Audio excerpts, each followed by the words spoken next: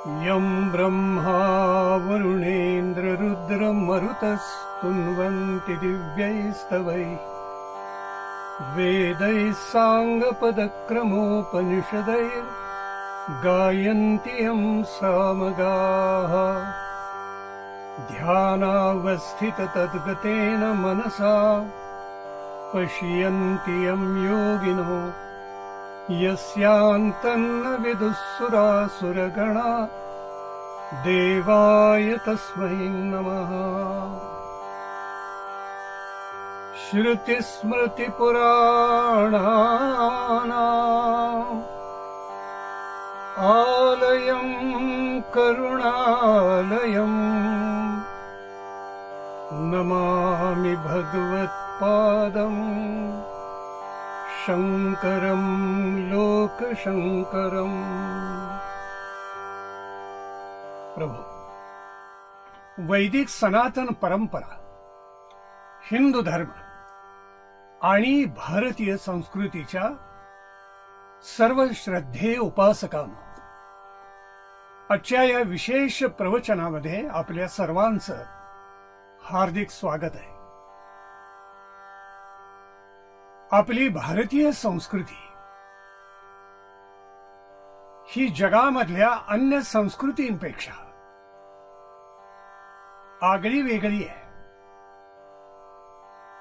आपल्या संस्कृतीनं केवळ आपल्या राष्ट्रापुरता विचार केलेला नाहीये, तर विश्व कल्याणाचा, जगाच्या कल्याणाचा विचार युगानुयुग निरंतर केलेला आहे। म्हणून विष्णू पुराणांनी सांगितलेलं आहे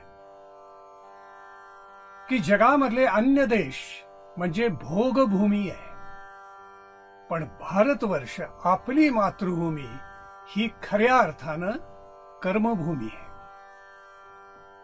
विष्णू पुराणामध्ये हा जो उल्लेख केलेला आहे त्याला काही विशेष अर्थ आहे। या राष्ट्राचं चिंतन सदैव या जगातल्या, या विश्वातल्या मानव मात्राच्या कल्याणाचंच राहिलेलं आहे। सर्वेपि सुखिनः सन्तु सर्वे सन्तु निरामयाः सर्वे भद्राणि पश्यन्तु मा कश्चित् दुःखमाप्नुयात्, इतकी विश्व कल्याणाची सुंदर प्रार्थना आपल्या भारतामध्ये शतकानुशतकं नव्हे तर युगानुयुग सानंद गायली गेली आहे, आणि त्याप्रमाणे अनंत जनांनी त्याचं आचरणही केलेलं आहे।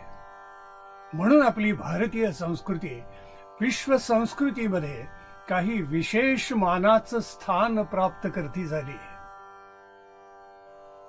ज्या ज्या वेळेला या परंपरेला छेद देणार या राष्ट्रामध्ये काही घडलं, मग ते आक्रमणामुळे असो, धर्माची ग्लानी लोकांना आलेली असल्यामुळे असो, कापालिक वामाचारी सारख्या या भारतवर्षामधल्याच आपल्याच धर्म संस्कृतीची हानी करणाऱ्या लोकांचे प्रताप असो, पण ज्या ज्या वेळेला या भव्य दिव्य परंपरेला छेद देणारं काही निर्माण झालं, त्या त्या वेळेला आपल्या भारतामध्ये लोकोत्तर महापुरुष जन्माला आलेले आहेत। भगवान श्रीकृष्णांनी गीतेच्या 10व्या अध्यायामध्ये म्हणजे विभूती योगामध्ये स्पष्ट सांगितलेलं आहे।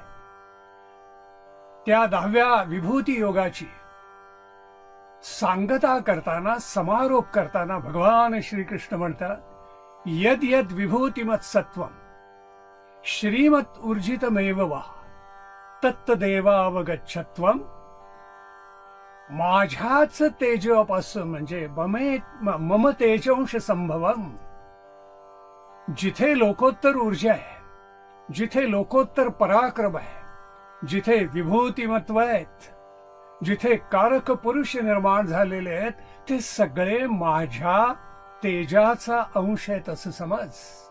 भगवान श्रीकृष्णाने अर्जुनाला हे विभूती योगामध्ये उलगडून सांगितलेलं आहे। म्हणून ज्या ज्या वेळेला आपल्या राष्ट्राची भव्य दिव्य परंपरा खंडित करेल किंवा त्याला छेद देईल असं काही घडलं इतिहासामध्ये, त्या त्या वेळेला भगवंताचा अंशावतार या भारतामध्ये प्रगट झालेला आहे, आणि त्यांनी पुन्हा एकदा आपल्या संपूर्ण समाजाला एकात्म करून या राष्ट्राची सुंदर प्रकारे व्यवस्था लावलेली आहे. असंच एक लोकोत्तर विभूतिमत्व की ज्यांचा गौरव युगानुयुग गातच राहतील, असं एक लोकोत्तर विभूतिमत्व याच भारतवर्षामध्ये निर्माण झालं, ज्यांनी अद्वैताचा ध्वज उंच उभारून धरला. शृंगेरी, द्वारका, पुरी, बद्री अशा भारताच्या चारही दिशांना अद्वैत तत्वज्ञान सांगणारे आणि अत्यद्भुत परंपरा पुढे चालवणारे, श्रुतीधरत्व धारण करणारे, वेदांचा गौरव गाणारे, वैदिक सनातन परंपरेला उचलून धरणारे, हिंदू धर्माचा गौरव वाढवणारे अपूर्व मठ ज्यांनी निर्माण केले. केवळ 32 वर्षामध्ये संपूर्ण भारताची परिक्रमा अनंत वेळेला केली. संपूर्ण भारतवर्ष एकात्म पद्धतीने ज्यांनी जोडून टाकला, त्या आदि शंकराचार्यांची जयंती आज आहे. म्हणून आजचे हे विशेष प्रवचन आहे. आज आहे वैशाख शुद्ध पंचमी. आदि शंकराचार्यांचं चरित्र, त्यांचं तत्वज्ञान केवळ अतुलनीय आहे. भगवान श्रीकृष्णाने गीतेमध्ये मुनींच्या मध्ये मी महर्षी व्यास आहे आणि कवी नाम उशना कवी म्हणून सांगितलेलं आहे. अर्थात राजनीतिज्ञ शुक्राचार्य. शंकराचार्य जर त्याच कालखंडामध्ये होऊन गेले असते तर विभूती योगामध्ये शंकराचार्यांची विभूती आचार्यांमध्ये मी आहे म्हणून भगवान श्रीकृष्णाने घातली असती. इतकं आदि शंकराचार्यांचं चरित्र उज्ज्वल आणि अलौकिक आहे. मुनींच्या मध्ये जसे महर्षी व्यास, संतांच्या मध्ये जशी ज्ञानदेव माऊली, तसे आचार्यांमध्ये केवळ आणि केवळ आदि शंकराचार्यच. ही 3 शिखरं अशी आहेत की ज्यांच्यामध्ये आपल्या परंपरेचं, आपल्या धर्मसंस्कृतीचं, वैदिक सनातन धर्माचा सगळा गौरव, सगळं सार साठवलेलं आहे. आदि शंकराचार्यांचा जन्म जो झाला त्यांना कारक पुरुष म्हणतात.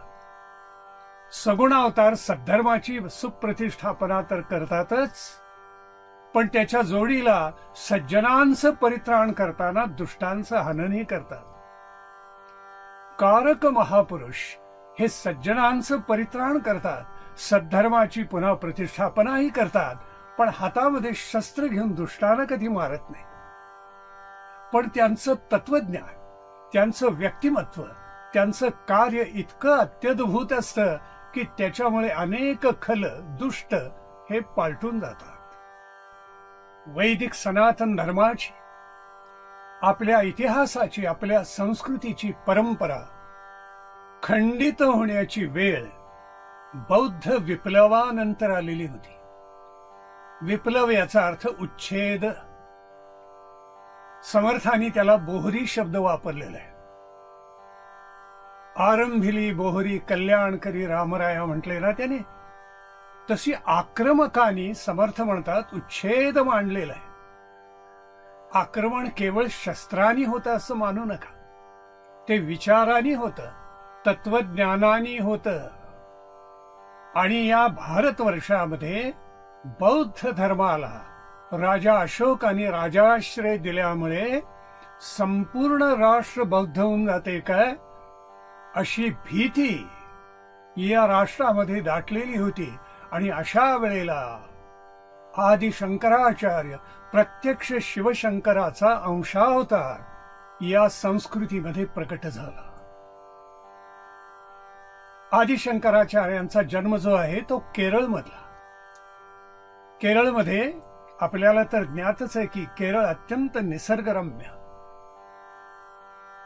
जिकडे पाहावं तिकडे हिरवाई आणि निळाई. या केरळमध्ये कालडी या नावाचं अलवाई नदीच्या तीरावरचं एक गाव आहे. अतिशय निसर्ग संपन्न.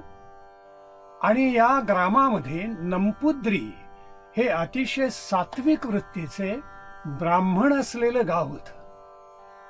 नंपुद्री ब्राह्मण अतिशय तपस्पूत. कर्मकांड आणि कर्मनिष्ठा चोख पाळणारे.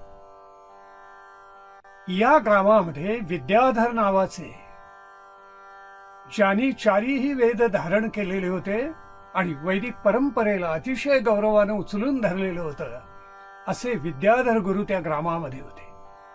त्यांच्या पोटी जो पुत्र जन्माला आला त्यांचं नाव शिवगुरु.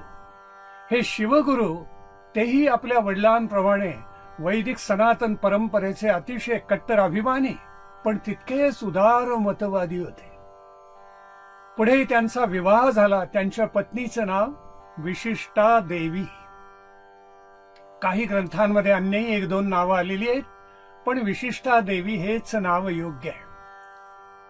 माधवाचार्यांनी शांकर दिग्विजय नावाचा ग्रंथ लिहिलेला आहे. त्यात आदिशंकराचार्यांचं सगळे चरित्र आलेलं आहे. आणि दुसरं म्हणजे आनंदगिरीने शंकर विजय या नावाचा ग्रंथ लिहिलेला आहे. त्यामध्ये सुद्धा आदिशंकराचार्यांचं सगळं चरित्र त्यांनी ग्रथित केलेलं आहे. त्याच्यावर आधारलेली पुढे अनेक चरित्र निर्माण झाली. शिवगुरु आणि विशिष्टा देवी हे दोघही प्रवृत्तीने अत्यंत धार्मिक होते, पण दुर्दैव असं की त्यांच्या पोटी संतान नव्हतं. दोघांच्याही मनामध्ये हा खेद होता. ग्रामामध्ये सुद्धा मंडळी कुजबूज करत असत. आणि मग एके दिवशी शिवगुरूंनी ठरवलं की त्या कालडी गावाजवळ एक छोटासा पर्वत आहे, त्याचं नाव वृष पर्वत. या वृष पर्वतावर जावं आणि तिथे शंकराचं मंदिर आहे. त्या शंकराचं नावच मोठं सुंदर आहे, त्याला म्हणतात चंद्रमौलीश्वर. त्या चंद्रमौलीश्वराची उपासना करावी म्हणून त्या वृष पर्वतावर जाऊन शिवगुरु आणि विशिष्टा देवींनी दीर्घ तपश्चर्या केली. त्या चंद्रमौलीश्वराचा प्रसाद शिवगुरूंना लाभला. म्हणून आज आचार्य पीठामध्ये ज्या शिवाची शिवलिंगाची पूजा केली जाते त्याला चंद्रमौलीश्वरच म्हणतात. कारण आदि शंकराचार्यांचा अवतार त्या चंद्रमौलीश्वरांच्या कृपेनं झालेला आहे. चंद्रमौलीश्वरांनी शिवगुरूंना विचारलं, शिवगुरु, तुमच्या मनात काय आहे ते मला सांगा. खरं तर चंद्रमौलीश्वरांना ते ज्ञातच होतं. शिवगुरु गहिवरून गेलेले होते. साष्टांग प्रणिपात केला, हात जोडले आणि ते भगवान शिवांना म्हणाले की भगवन, मला एक सर्वज्ञ आणि दीर्घायुषी पुत्र द्या. शिवशंकर हसले आणि म्हणाले, शिवगुरु, तुला जर सर्वज्ञ पुत्र हवा असेल तर तो दीर्घायुषी असणार नाही, आणि दीर्घायुषी पुत्र हवा असेल तर तो सर्वज्ञ असणार नाही. तुला काय पाहिजे बोल. क्षणार्धात शिवगुरूंनी उत्तर दिलं, भगवन, मला सर्वज्ञ पुत्र द्या. मग भले तो अल्पायुषी असला तरी चालेल. आणि चंद्रमौलीश्वराचा प्रसाद लाभला आणि शिवगुरु आणि विशिष्टा देवी यांच्या पोटी याच आजच्या दिवशी म्हणजे वैशाख शुद्ध पंचमीला आदिशंकराचार्य अवतीर्ण झाले. भारतवर्षावर ज्यांनी आक्रमण केली त्या आक्रमकांनी एक खोटी कालगणना आपल्यावर थापलेली, लादलेली आपल्यावर, पण ती खरी नव्हे. विशेष करून ब्रिटिशांनी एक वेगळीच कालगणना आपल्यावर लादली. त्याच्यामध्ये शंकराचार्यांचा जन्म हा 8व्या शतकामधला दाखवलेला आहे, पण ते खरं नव्हे. बौद्ध विप्लव हा इसवी सनापूर्वी होता. अशोकाचा उल्लेख मी केला की ज्यांनी बौद्ध धर्माला राजाश्रय देऊन राजाच बौद्ध झाला. बौद्ध धर्म ज्यांनी स्वीकारला आणि त्याच्यामुळे सगळीकडे बौद्ध उच्छेद सुरू झाला, बौद्ध विप्लव म्हणून उल्लेख केला. तर शंकराचार्यांचा जन्म इसवी सन पूर्वीचा आहे, त्यांचा अवतार. जे चारी मठ आहेत शंकराचार्यांचे, शृंगेरी, द्वारकापुरी आणि बद्री, याच्यामध्ये त्यांचा जन्म इसवी सन पूर्वीचा मानतात. शृंगेरी जर आद्य पीठ मानलं तर इसवी सन पूर्व 48चा त्यांचा जन्म आहे आणि पुढे 32-36 वर्ष त्यांनी कार्य केलं अशी तिथली परंपरा मानते. त्या तोच त्यांचा जन्म, त्यांचा अवतार आपल्याला मान्य करावा लागेल.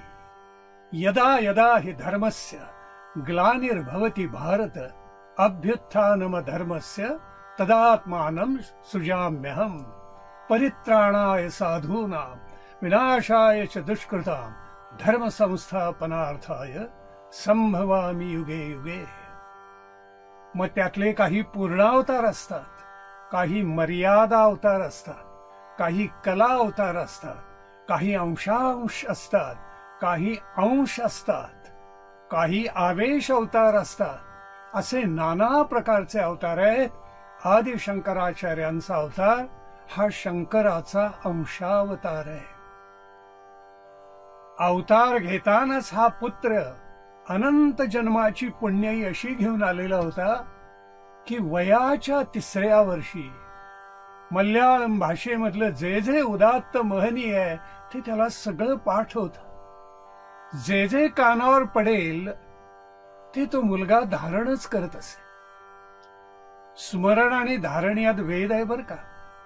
स्मरण कष्टपूर्वक लक्षात ठेवावं लागतं पुन्हा पुन्हा वाचून, पण धारणा शक्ती अशी आहे की तुम्हाला वेगळं स्मरण करावंच लागत नाही. एकदा ऐकलत की कायमस्वरूपी ते तुम्ही धारणच करता आणि ते आपोआप ईश्वरी कृपेनं प्रगटी होतं. अशी अलौकिक धारणा शक्ती म्हणजे महाप्राज्ञ म्हणूनच ते अवतार धारण करून या भूतलावर आलेले होते. 5व्या वर्षी त्यांना सगळे वेद, वेदांग, उपनिषद सगळं मुखोद्गत झालेलं होतं आणि सगळं कालडी ग्राम आश्चर्याने पाहत होतं की कसा हा पुत्र जन्माला आला. मन थक्क व्हायचं ग्रामस्थांचं. आणि मग शिवगुरूंच्या मनात यायला लागलं की आता याला हा 5 वर्षाचा झाला, 6 वर्षाचा झाला, लवकरच जो मौंजी बंधन करायला पाहिजे 8व्या वर्षी आणि याला आता गुरुगृही पाठवलं पाहिजे. दुर्दैव असं की शिवगुरूंना थोड्या वाढत्या वयामध्ये हा पुत्र झालेला असल्यामुळे अचानक शिवगुरूंचा मृत्यू झाला आणि विशिष्टा देवींच्या मस्तकावर जणू आभाळ फाटलं. चरितार्थासाठी थोडकी जमीन होती, पण घरामध्ये दारिद्र्यच होतं. काय त्याच्यामध्ये असं पिकणं? 2 वेळचं पोट भरण्यासाठी तांदूळ थोडा पिकायचं एवढंच. पण विशिष्टा देवीने आपल्या पुत्राला गुरुकुलामध्ये पाठवून दिलं. त्या गुरुकुलामध्ये जे गुरुजी होते, जे आचार्य होते, ते या बालकाची प्रज्ञा बघून अक्षरशः थक्क होऊन गेले. असं वाटायचं की या बालकाला मी काय शिकवावं. हा प्रज्ञावंत कुणीतरी गीतेमध्ये सांगितल्याप्रमाणे योगभ्रष्ट नवे नवे युगात्माच अवतीर्ण झालेला आहे. शंकराचार्यांनी, या बालक शंकरांनी सगळं ज्ञान गुरुकडून प्राप्त करून घेतलं. मौंजी बंधनाच्या वेळेला हा जणू काही सर्वज्ञच होऊन गेलेला होता. मौंजी बंधन झाल्यानंतर ग्रामामध्ये जावं, भिक्षा मागावी. भिक्षा हे फार श्रेष्ठ व्रत आहे बर का. काही जण त्याची टिंगलही करतात, पण ते चूक आहे. भिक्षा पात्र अवलंबेन जळोजिणे लाजीरवाणी असं तुकाराम महाराजांनी म्हटल्यामुळे अनेकांचा गोंधळ होतो. तिथे भिक्षा हा शब्द त्यांनी भीक या अर्थाने वापरलेला आहे. स्वतःच्या पोटाची खळगी भरण्यासाठी लाचार होऊन काही मागणं याला भीक म्हणायचं. आणि वेदाच्या परंपरेसाठी गावामध्ये जाऊन नव्हे, या विश्वामध्ये हिंडत फिरत राहून सगळ्यांना पारखून सोडताना जे मागितलं जातं त्याला भिक्षा म्हणतात. ब्राह्मणाची मुख्य दीक्षा मागितली पाहिजे भिक्षा. ओम भवती या पक्षा रक्षिले पाहिजे असं समर्थानी म्हटले ते सर्वार्थाने सत्य आहे. हा बालशंकर एका त्या ग्रामामधल्या एका घराच्या प्रांगणात उभा राहिला, ज्या घरामध्ये 18 विश्व दारिद्र्य होतं. ओम भवती भिक्षां देही असं त्यांनी म्हटल्याबरोबर त्या घरातली गृहिणी बाहेर आली. गृहस्थ कुठेतरी बाहेर गेलेले होते आणि तिच्या डोळ्यातून घळघळ अश्रू व्हायला लागले. ती म्हणाली, खरोखर हा असा तेजपुंज बटू माझ्या प्रांगणात उभा आहे, पण त्याला द्यायला मूठभर अन्न सुद्धा माझ्या घरी नाही. मी काय बरं करावं. त्यावेळेला तिला हाताला घरच्या झाडाचा आवळा लागला आणि तिनं तो शंकराच्या हातावर ठेवला. बालक शंकराला इतकं वाईट वाटलं की तिथेच त्यांनी महालक्ष्मीची प्रार्थना केली की आई, या घरामध्ये एवढं 18 विश्व दारिद्र्य आहे, याच्यावर कृपा कर. महालक्ष्मी म्हणाली, बालका, बाळा, शंकरा, या कुटुंबाची तशी काही पुण्याई नाही, मी कसं बरं त्यांना द्यावं. त्यावेळी बालक शंकर म्हणजे काय, तर्काचे प्रचंड प्रकांड पंडित, किंचित स्मित करून तो बालक शंकर महालक्ष्मीला म्हणाला, माते, अगं या घरामध्ये काही नाही आहे, सर्वस्व असलेला आवळा या मातेनं माझ्या हातावर ठेवला, मला सांग असं कोण देईल. तेव्हा आता एकच कर, यांना काहीतरी दे. महालक्ष्मी हसली आणि मग चमत्कार असा झाला की त्या घराच्या प्रांगणामध्ये सोन्याचे आवळे पडले. किती वेचून घ्याल, ती गृहिणी ते गृहस्थ वेडावून गेले आणि शंकराचार्यांच्या, या बालक शंकराच्या अपूर्व शक्तीची प्रचिती त्या कालडी गावाला आली. आदि शंकराचार्यांना प्रपंचात रमायचं नव्हतंच. त्यांना आता वेध लागलेला होता तो संन्यास घेण्यासाठी. पण यावेळी एकदा असं झालं, उन्हाळ्याचे दिवस, केरळमध्ये उन्हाळा प्रचंड, उकाडा अतिशय, आणि देवदर्शन करून घराकडे परत येताना त्यांची आई रस्त्यावर कोसळली. इतकं भयंकर ऊन होतं. आचार्यांना अतिशय वाईट वाटलं आणि त्या ग्रामाच्या जवळून जी अलवाई नदी वाहते, कोणी तिला पूर्णा म्हणतात, पण इतिहासामध्ये अलवाई असं म्हणून त्या नदीचं नाव दिलेलं आहे. तेव्हा ती नदी आचार्यांच्या घरापासून थोडी लांब होती. त्यांनी प्रार्थना केली त्या नदीला आणि भगवंताला की माझ्या आईसाठी जरा जवळ ये ना घराजवळ. आणि खरोखर त्या पावसाळ्यामध्ये चमत्कार असा घडला की धो धो पाऊस पडल्यानंतर त्या नदीचे 2 प्रवाह झाले आणि एक प्रवाह थेट हा शंकराचार्यांच्या घराजवळून निघाला. आईचे मनोरथ पूर्ण झाले. तिला नदीवर स्नानाला जायला अत्यंत सोयीचं झालं. मग मात्र बालक शंकराने ठरवलं आता बाहेर पडायचं. एके दिवशी त्या अलवाईमध्ये स्नान करत असताना बालक शंकराचा पाय एका मगरीनं पकडला आणि सगळ्या ताकदीनिशी ती त्याला पाण्यामध्ये खेचून घेऊन जायला लागली. गावकरी धावले, नानाविध उपाय करतायत, पण शंकराची सुटका होईना. त्या मातेचं हृदय तर कळवळून गेलं. तेव्हा बालक शंकर आपल्या आईला म्हणतायत, माते, आता मी आतुर संन्यास घेतो. ही मगर मला सोडेल असं वाटत नाहीये. मला आतुर संन्यास दे. विशिष्टा देवींचं काळीज गलबलून गेलं. आपला पुत्र 8 वर्षाचा आणि तो आतुर संन्यास घेणार, मग आपला वंश पुढे कोण चालवणार. विशिष्टा देवींचं हृदय गलबलून गेलेलं होतं, पण नाईलाजाने त्यांनी त्याला मान्यता दिली. आणि मग काही कोळी धावले किंवा बालक शंकरांनी अद्भुत घडवून आणलं म्हणा. मगरीनं तो पाय सोडला. बालक शंकर वर आले. विशिष्टा देवीने पुन्हा पुन्हा सांगून पाहिलं, पण बालक शंकरांनी नकार दिला आणि शंकरांनी सगळ्या ग्रामस्थांचा आपल्या आईचा निरोप घेतला आणि ते बाहेर पडले. वेशीपर्यंत आल्यानंतर आई म्हणाली, बाळा, आता इथेच झोपडी बांध आणि इथे राहा. प्रतिदिनी मला तुझं दर्शन तरी होईल.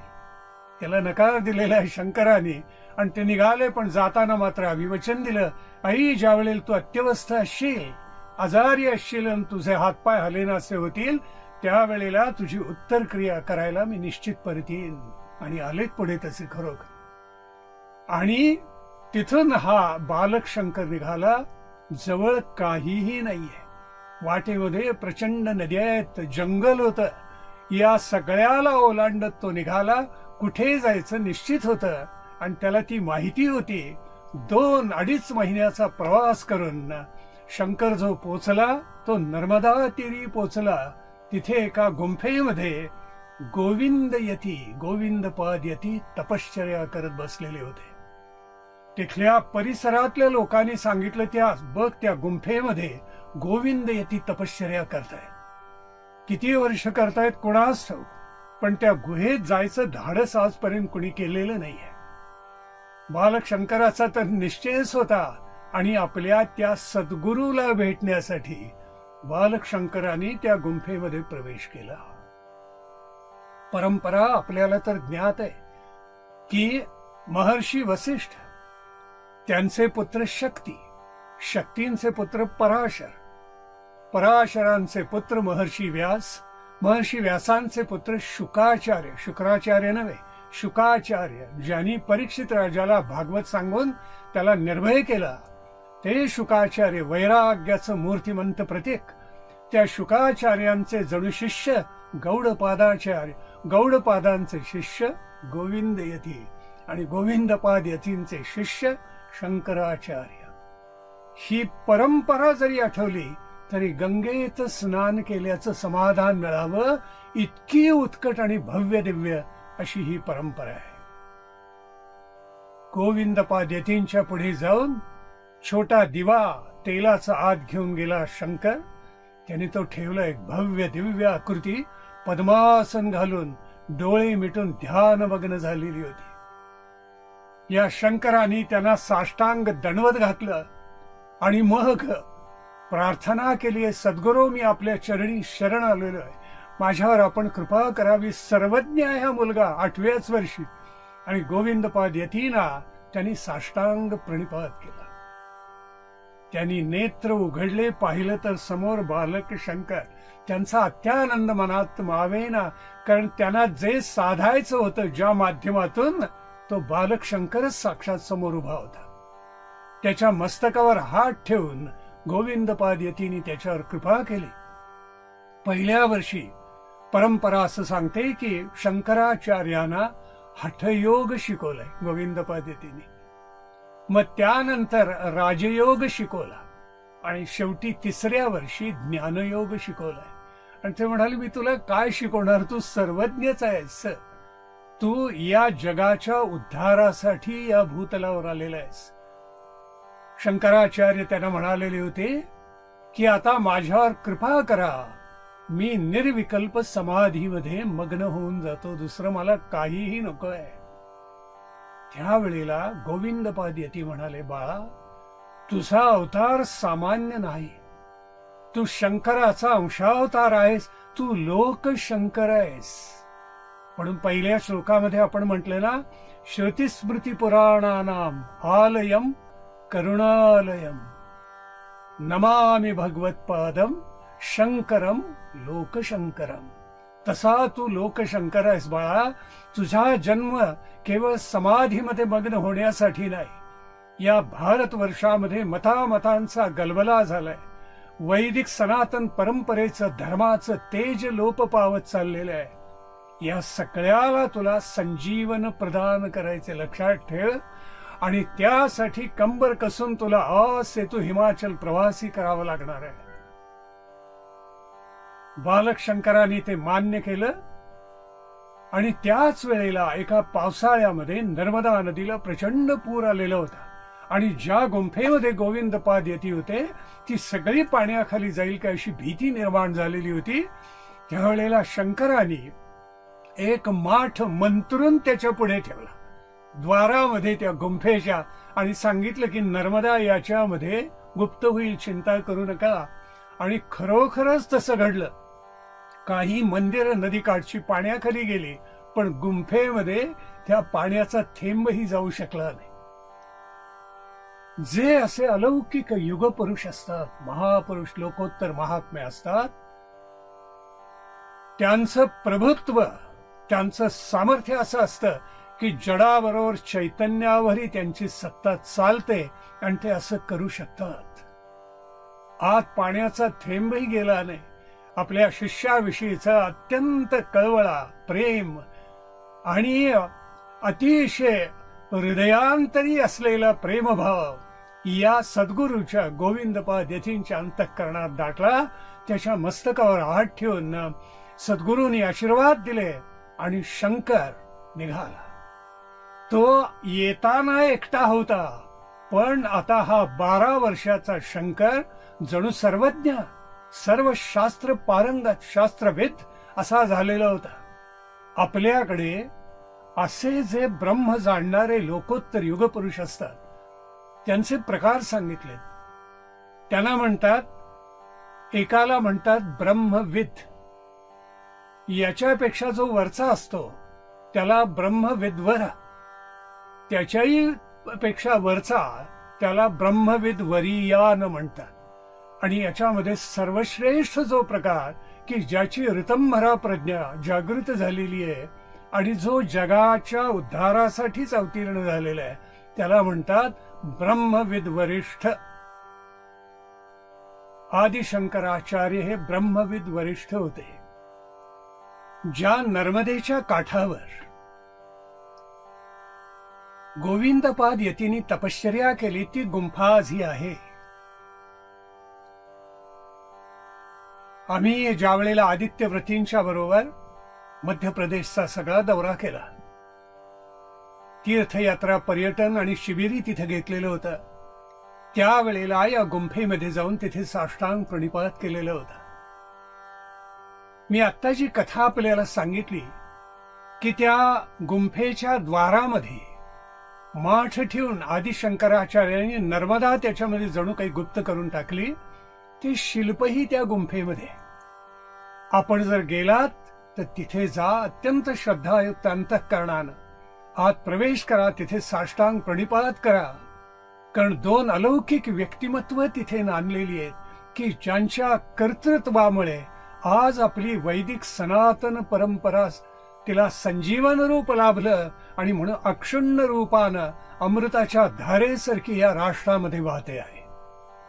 मध्य प्रदेशामध्ये नर्मदेच्या तीरावर ओंकारेश्वर आहे. या ओंकारेश्वराच्या जवळच खालच्या बाजूला ही गुंफा आहे. आपण त्या भागात मुद्दाम दर्शनाला जा आणि साष्टांग प्रणिपात करून या वैदिक सनातन धर्माचा गौरव शिरोधार्य करा. या नर्मदेचं सुंदर स्तोत्रही पुढे आदिशंकराचार्यांनी रचलेलं आहे. त्वदीय पाद पंकजम नमामि देवी नर्मदे. ओंकारेश्वराचं दर्शन करून गुरुप्रसाद लाभलेले, सर्वज्ञ मुळामध्येच असलेले आणि त्याहीवरी गुरुप्रसाद लाभलेले असे आदिशंकराचार्य हे नर्मदेच्या तीरावरून काशी क्षेत्री आले. त्यांची कीर्ती अगोदरच काशीमध्ये येऊन पोचलेली होती आणि अनेक विद्वज्जन विद्वान मंडळी या बालशंकराला 12 वर्षाच्या शंकराला भेटायला यायला लागले. कोणीही काही प्रश्न विचारावा अध्यात्मातला, धर्मामधला, तत्वज्ञानामधला, आणि आदिशंकराचार्यांनी अत्यंत मृदू अशा सौम्य शब्दांमध्ये त्याचं वेदाचं मूळ सांगून आशंकेचं निराकरण करावं असं अद्भुत दृश्य अनेकांनी पाहिलेलं होतं. आपल्याकडे म्हटले ते खरंच आहे उपनिषदाने.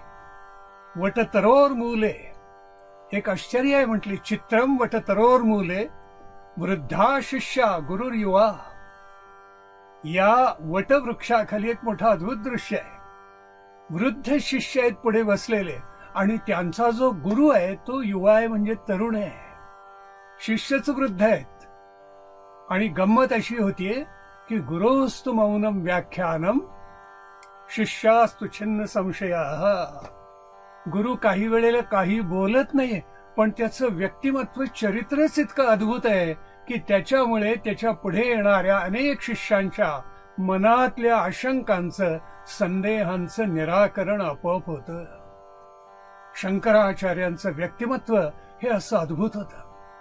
सर्वं खल्विदं ब्रह्म ही उपनिषदांची प्रतिज्ञा आपल्या हृदयामध्ये शंकराचार्यांनी धारण केलेलीच होती. पण आता काशी विश्वनाथांनी एक कौतुक केलं.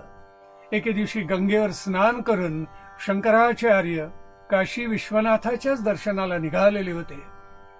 अरुंद बोळ होता आणि समोरून नेमका एक अतिशय गलिच्छ दिसणारा, अतिशय घाणेरडे कपडे कसे तरी अंगावर असणारा एक कुत्रा बरोबर घेतलेला चांडाळ त्यांच्या समोर आला. तर शंकराचार्य त्या चांडाळाला म्हणाले, अपसर बाजूला हो, मला काशी विश्वनाथाच्या दर्शनाला जायचे. त्यावेळी तो चांडाळ हसला आणि तो म्हणाला, यतिवर्य, आपण कुणाला बाजूला व्हायला सांगताय? आत्म्याला जर बाजूला व्हायला सांगत असाल तर तो कधी बाजूला होऊच शकत नाही. तो शुद्ध बुद्ध निरंजन निष्कलंक सर्वत्र व्यापलेला आहे. बर, शरीर तर देह तर जड आहे, त्याला कसं तुम्ही बाजूला व्हायला सांगता? तेव्हा तुम्ही नक्की कोणाला बाजूला व्हायचं ते सांगताय, त्याचा बोध मला तरी होऊ दे. हेच का तुमचं तत्वज्ञान? हाच का तुमचा ब्रह्मानुभव? असं म्हटल्याबरोबर अंधारामध्ये विजेचा लोळ यावा असं शंकराचार्यांना झालं. आणि त्यांच्या लक्षात आलं, समोर उभा असलेलं चांडाळ नाहीये, प्रत्यक्ष काशी विश्वनाथ आहे. शंकराचार्यांनी हात जोडले आणि शंकराचार्य म्हणतायत, ज्याच्यापासून अनंत ब्रह्मांड निर्माण होतात, ज्याच्यामुळे त्यांची स्थिती आहे आणि अंततः ही सगळी ब्रह्मांड ज्याच्यामध्ये पुन्हा विलीन होतात, त्याला मी साष्टांग प्रणिपात करतो. आणि नवल घडलं, काशी विश्वनाथ प्रत्यक्ष प्रगट झाले आणि शंकराचार्यांच्या मस्तकावर हात ठेवून त्यांना वैदिक सनातन धर्माचा गौरव संपूर्ण भारतामध्ये निनाद ठेवण्याचा प्रसाद, अत्यंत शुभ मंगल आशीर्वाद काशी विश्वनाथांनी शंकराचार्यांना दिला.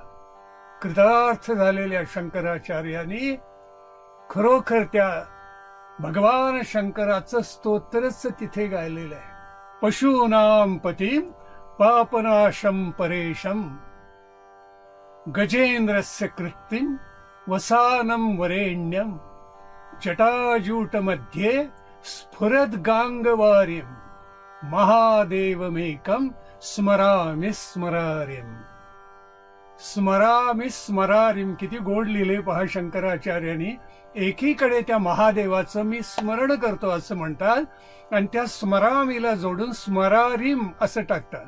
स्मर म्हणजे कामदेव, मदन, त्याला महादेवानी शंकरांनी जाळला, म्हणून त्या कामदेवाचे आई कोण तर शंकर, म्हणून त्यांचं मी स्मरणी करतो. ते कसे आहेत तर त्या कामदेवाचे अरी आहेत, त्यांनी त्याला अनंग केलेलं आहे. नमस्ते नमस्ते विभो विश्वमूर्ते, नमस्ते नमस्ते चिदानंद मूर्ते. गहिवरून गेलेले होते काशी विश्वनाथाचं स्तोत्र म्हणताना.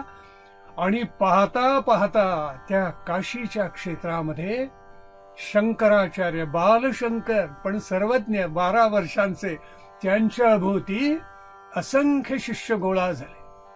आता शंकराचार्यांच्या मनामध्ये ओढ होती ती हिमालयाची. भारताचं वैशिष्ट्य असं आहे की इथल्या प्रत्येक नागरिकाच्या, प्रत्येक श्रद्धे मानवाच्या मनामध्ये एक उत्कट आस, आंतरिक ओढ असते की आपण हिमालयाचं दर्शन केव्हा करतो. ती देवभूमी आहे, ती तपश्चर्येची भूमी आहे. अलौकिक महात्म्याने तिथे दीर्घकाल उपासना केलेली आहे. त्याचं दर्शन केल्याशिवाय आपल्या जीवनाची इतिश्री नाही. आदिशंकरा किंबहुना संन्याशांनी तर जायचंच असतं. आदिशंकराचार्य तिकडे झेपावले, कारण तिथे काही पुढे अद्भुत घडणार होतं. ज्या वेळेला आदिशंकराचार्य अवतीर्ण झाले त्यावेळेला त्या ग्रामस्थामध्ये जे ज्योतिषी होते कालडी गावामध्ये, त्यातल्या मध्ये एक प्रज्ञावंत पंडित होता. तो विशिष्टा देवीनं म्हणाला, माते, तुझ्या बालकाचं आयुष्य फक्त 8 वर्षांचं आहे. त्यावेळेला त्यांचं काळीज हल्लंच, पण तो म्हणाला, आई घाबरू नकोस, त्याला पुढे शंकराच्या कृपेनं आणखीन 8 वर्षांचं आयुष्य मिळणार आहे. पण 16व्या वर्षानंतर तो जगेल किंवा नाही. पत्रिका तर सांगते की पुढे कदाचित हा 32 वर्षही जगेल, पण ते आयुष्य त्याला कोण प्रदान करणार आहे मला माहिती नाही. 8 वर्षाचं आयुष्य असलेल्या शंकराला गोविंदपाद यतींच्यामुळे, सद्गुरूच्या कृपेमुळे आणि काशी विश्वनाथाच्या प्रसादामुळे आणि 8 वर्ष मिळाली. 16 वर्षांचं आयुष्य झालं आणि 12 वर्षाचा शंकर हा हिमालयामध्ये झेपावला. हरिद्वारला गेले, ऋषिकेशला गेलेले असंख्य मंडळी तिथे सुद्धा त्यांना भेटायला आलेली होती. आणि ऋषिकेशला त्यांनी असं पाहिलं की मंदिरामध्ये मूर्तीच नाही आहे. ती त्यांनी भागीरथीमधून काढून दिली आणि पुजाऱ्यांनी त्यांचा जय जयकार करून आदिशंकराचार्यांची स्तुती गाऊन त्या मूर्तीची प्रतिष्ठापना प्रत्यक्ष त्या मंदिरामध्ये ऋषिकेशच्या केली. हिमालयाचं विराट दर्शन घेताना आदि शंकराचार्य अनंत स्थळी गेले. व्यास आश्रमामध्ये गेलेले आहेत, देव प्रयागला गेले, कर्ण प्रयागला गेले, गणेश प्रयागला गेले, बिल्व केदारला गेले आणि तिथून त्याच्या अगोदर बद्रीला जाऊन पोहोचलेले होते. बिल्व केदार पासून अगोदर श्रीनगरला गेले. श्रीनगर काश्मीर मधलं नव्हे, हे हिमालयामधलं श्रीनगर आहे. आणि तिथून ते बद्रीला जाऊन पोहोचले. इतकी आंतरिक होड होती, कारण बद्रीमध्ये महर्षी व्यासांनी तपश्चर्या केलेली होती. बद्रिकाश्रमामध्ये महाभारतासारखं अलौकिक महाकाव्य घडलेला इतिहास महाकाव्याच्या रूपानं 1,00,000 श्लोकांचा त्याने ग्रथित केलेला होता. त्या बद्रीमध्ये जायची इतकी ओढ शंकराचार्यांच्या मनामध्ये होती. तिथे बद्रिकाश्रमामध्ये शंकराचार्य जाऊन पोहोचले. हा प्रवास अत्यंत अवघड होता. वाटेत विश्रांतीची स्थानं नाहीत. आजच्यासारखी वाटेमध्ये विश्रांतीची स्थानं त्या कालखंडामध्ये नव्हती. क्वचित कुठे चुकून असली तर धर्मशाळा. वातावरण सगळंच प्रतिकूल, भयानक थंडी आणि एक उत्तरीय पांघरलेला हा अद्भुत संन्यासी, बाल संन्यासी हिमालयाची वाटचाल करतोय. हे दृश्यच इतकं अद्भुत होतं. ज्यानी नित्य सिद्ध श्रुतीधरत्व धारण केलेलं आहे आणि जो जन्मतःच महाप्राज्ञ आहे, त्याला काय अशक्य आहे. बद्रीला शंकराचार्य जाऊन पोहोचले आणि त्यांनी तिथे विपुल ग्रंथरचना केली. शंकरांना पुढे शंकराचार्य म्हणायला लागले. आचार्य कोणाला म्हणतात ते आपल्याला मुद्दाम सांगतो. आपल्याकडे वैदिक प्रस्थानत्रयी आहे. त्याच्यामध्ये उत्तर मीमांसा किंवा ब्रह्मसूत्र, वेदांत सूत्र आहेत. ही महर्षी व्यासाने रचलेली. त्याला म्हणतात न्यायप्रस्थान. दशोपनिषद आहेत आपल्याकडे आणि त्याच्यामध्ये आपल्या सर्वांना ज्ञातच आहे की ईशावास्य उपनिषद, ऐतरेय उपनिषद, कठ उपनिषद, केन उपनिषद, छांदोग्य उपनिषद, तैत्तिरीय उपनिषद, प्रश्न उपनिषद, बृहदारण्यक उपनिषद, मांडुक्य उपनिषद आणि मुंडक उपनिषद ही प्रधान दशोपनिषद आहेत. त्याला श्रुती प्रस्थान म्हणतात. आणि स्मार्त प्रस्थान म्हणजे भगवंताच्या मुखातून प्रकट झालेली श्रीमत भगवद्गीता. या तिन्हीला मिळून वैदिक प्रस्थानत्रयी म्हणतात. आपल्या धर्म संस्कृतीचे हे अधिष्ठान आहे. याच्यावर, या वैदिक प्रस्थानत्रयीवर जो भाष्य लिहायला समर्थ आहे आणि तिन्हीवर भाष्य लिहितो त्याला आचार्य असं म्हटलं जातं. आणि या सगळ्यावरची भाष्य त्या बद्रीमध्ये शंकराचार्यांनी लिहिले. दशोपनिषदांच्या जोडीला 11वं श्वेताश्वतर उपनिषद, 12वं कौशितकी उपनिषद, 13वं जाबाली उपनिषद आणि 14वं महानारायण उपनिषद जे यजुर्वेदाचं आहे ते त्यांनी तिथे त्याच्यावरचं भाष्य लिहून पूर्ण केलं. अशी 14 उपनिषद, ब्रह्मसूत्र आणि गीता यावरचं भाष्य हे बद्रीला पूर्ण झालेलं आहे. आणि त्या बद्रीच्या क्षेत्रामध्ये शंकराचार्यांचं दर्शन करण्यासाठी अनंत मंडळी भेटायला यायला लागली. वाटेत प्रवास करत असताना अनेकांच्या बरोबर शंकराचार्यांना शास्त्रार्थ करावा लागलेला होता. आणि या बालशंकर आपल्या तर्कसंकट अशा अत्यंत प्रज्ञायुक्त विवेचनानं समोरच्या कितीही पंडित्व असला तरी त्याचं पूर्ण पारिपत्य त्याला पराभूत करत असत. पण त्याचा मागचा हेतू अहंकार सुखावण्याचा नव्हता. हा पंडित आहे, ज्ञानवंत आहे, याला सन्मार्गाकडे वळवला पाहिजे, वैदिक परंपरेला जोडला पाहिजे, हिंदू धर्माचा गौरव वाढला पाहिजे, हीच भूमिका आदि शंकराचार्यांच्या मनामध्ये होती. बद्रीला असताना मोठं कौतुकून गेलं, पण त्याच्या अगोदर हे सगळी रचना त्यांनी केलेली होती. आणि त्या कौतुकाला पूर्ण करून आदि शंकराचार्य तिथून निघाले आणि पुढे केदारनाथला आलेले आहेत. वाटेमध्ये जाताना त्यांनी अनेक ठिकाणी ज्योतिर्धामाची यात्रा अगोदर केली आणि केदारला येऊन पोहोचले. बद्रीची उंची 10,244 फूट आहे आणि केदार त्याच्याहून उंच आहे 11,793 म्हणजे 11,800 फूट जवळजवळ इतकी त्याची उंची आहे. भयानक थंडी, बर्फ पडतं सगळीकडे. आणि अशा बर्फामध्ये, थंडीमध्ये आदिशंकराचार्य केदारनाथला येऊन पोचले. त्याच्या अगोदर बद्रीच्या मंदिरामध्ये सुद्धा मूर्ती नव्हती, ती त्यांनी अलकनंदेच्या पात्रातून काढून दिली. 3 वेळेला त्यांना काढावी लागली. आणि त्यांच्या लक्षात आलं की उजवा हात, थोडीशी बोट त्याची भंग पावलेली आहेत, पण 3ही वेळेला तीच मूर्ती शंकराचार्यांच्या हातात आली. त्यांनी मनोमन हसून त्या बद्रीनारायणाला साष्टांग प्रणिपात केला आणि त्याच मूर्तीची स्थापना त्या मंदिरामध्ये त्यांनी केली. स्वतः ते शैव आहेत, पण मनामध्ये असा उत्कट भाव की इथे स्थान बद्रीला नारायणाचं निर्माण करावं. पुढे केदार म्हणजे शंकर आहेच आहे, इथे विष्णूचं स्थान निर्माण केलं पाहिजे. बद्री केदाराला अनंत मंडळींनी दर्शनाला यायला पाहिजे. पुढे केदारनाथला जाऊन तिथेही त्यांनी दर्शन केलं. गंगेचा उगम गोमुखाला आहे, त्या गोमुखापर्यंत ते गेलेले होते. आणि हा प्रवास खरोखर जीवावर बेतण्या इतका अवघड होता, पण शंकराचार्य तिथपर्यंत गेले. त्यांचे अनेक निष्ठावंत शिष्य त्यांच्या बरोबर होते. परतीच्या वाटेमध्ये आदिशंकराचार्य उत्तर काशीला आले आणि तिथे एक कौतुक घडलं. ते कौतुक असं होतं की ब्रह्मसूत्राची चर्चा चाललेली असताना एक अतिशय तेजपुंज ब्राह्मण हा शंकराचार्यांना भेटायला आला. आणि तो म्हणतोय, आपण महाविद्वान आहात असं मी ऐकले, आणि महर्षी व्यासांच्या ब्रह्मसूत्रांवर, वेदांत म्हणजे उत्तर मीमांसेवर आपण भाष्य लिहिलेलं आहे. ते शारीरक भाष्य या नावाने प्रसिद्ध आहे. त्याला शारीरक का म्हणतात तेही आपल्याला सांगतो. त्याचं कारण असं की ब्रह्मांड असो किंवा पिंड असो, त्याचं सार आत्मा आहे. त्या आत्म्याला तत्वज्ञानामध्ये शारीर अशी संज्ञा आहे, म्हणून त्यांनी जे भाष्य लिहिलं त्याला शारीरक भाष्य असं म्हणतात. तर तुम्ही असं भाष्य लिहिलेलं आहे, पण मला तुम्हाला काही प्रश्न विचारायचे आहेत.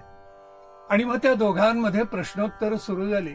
शंकराचार्याने सुंदर उलगडा केला की त्यापेक्षा सूक्ष्मामध्ये जाऊन समोरचा ब्राह्मण त्यांना प्रश्न करत होता. 2 दिवस असा दिवसभर संवाद आणि प्रश्नोत्तर चाललेली होती. पुढे शंकराचार्यांचे एक शिष्य पद्मपाद त्यांना म्हणाले, म्हणजे मूळचे सनंदन, आता ते पद्मपादाचार्य झालेले होते. ते शंकराचार्यांना म्हणाले, सद्गुरू, हा कुणीतरी विलक्षणच दिसतोय.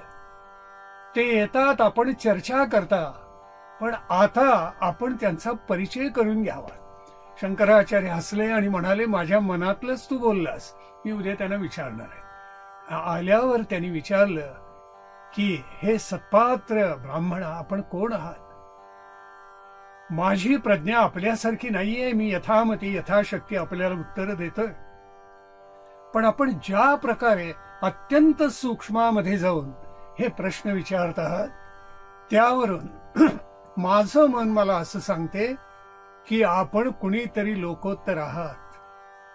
आणि माझं मन जर सत्य सांगत असेल तर आपण साक्षात महर्षी व्यास आहात. असं शंकराचार्यांनी म्हटल्याबरोबर ब्राह्मण रूप पालटलं आणि प्रत्यक्ष महर्षी व्यास प्रगट झाले.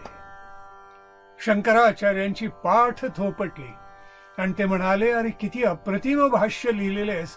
किंबहुना याचा उलगडा करणं आवश्यकच होतं, कारण सूत्र रूपाने लिहिलेलं सामान्य जनांना कळत नाही. 4 पाद आहेत उत्तर मीमांसेचे, म्हणजे ब्रह्मसूत्रांचे. त्यात पहिला पाद हा समन्वय अध्याय म्हटलेला आहे, म्हणजे विविध वेगळी मतं आहेत त्यांचा समन्वय केलाय. दुसरा आहे तो अविरोध, म्हणजे विरोधी वचनं आली तर त्यांचं एकत्रीकरण कसं होऊ शकतं, आणि तो विरोध नसून प्रत्यक्ष समन्वय कसा आहे ते दुसऱ्या पादात दाखवले.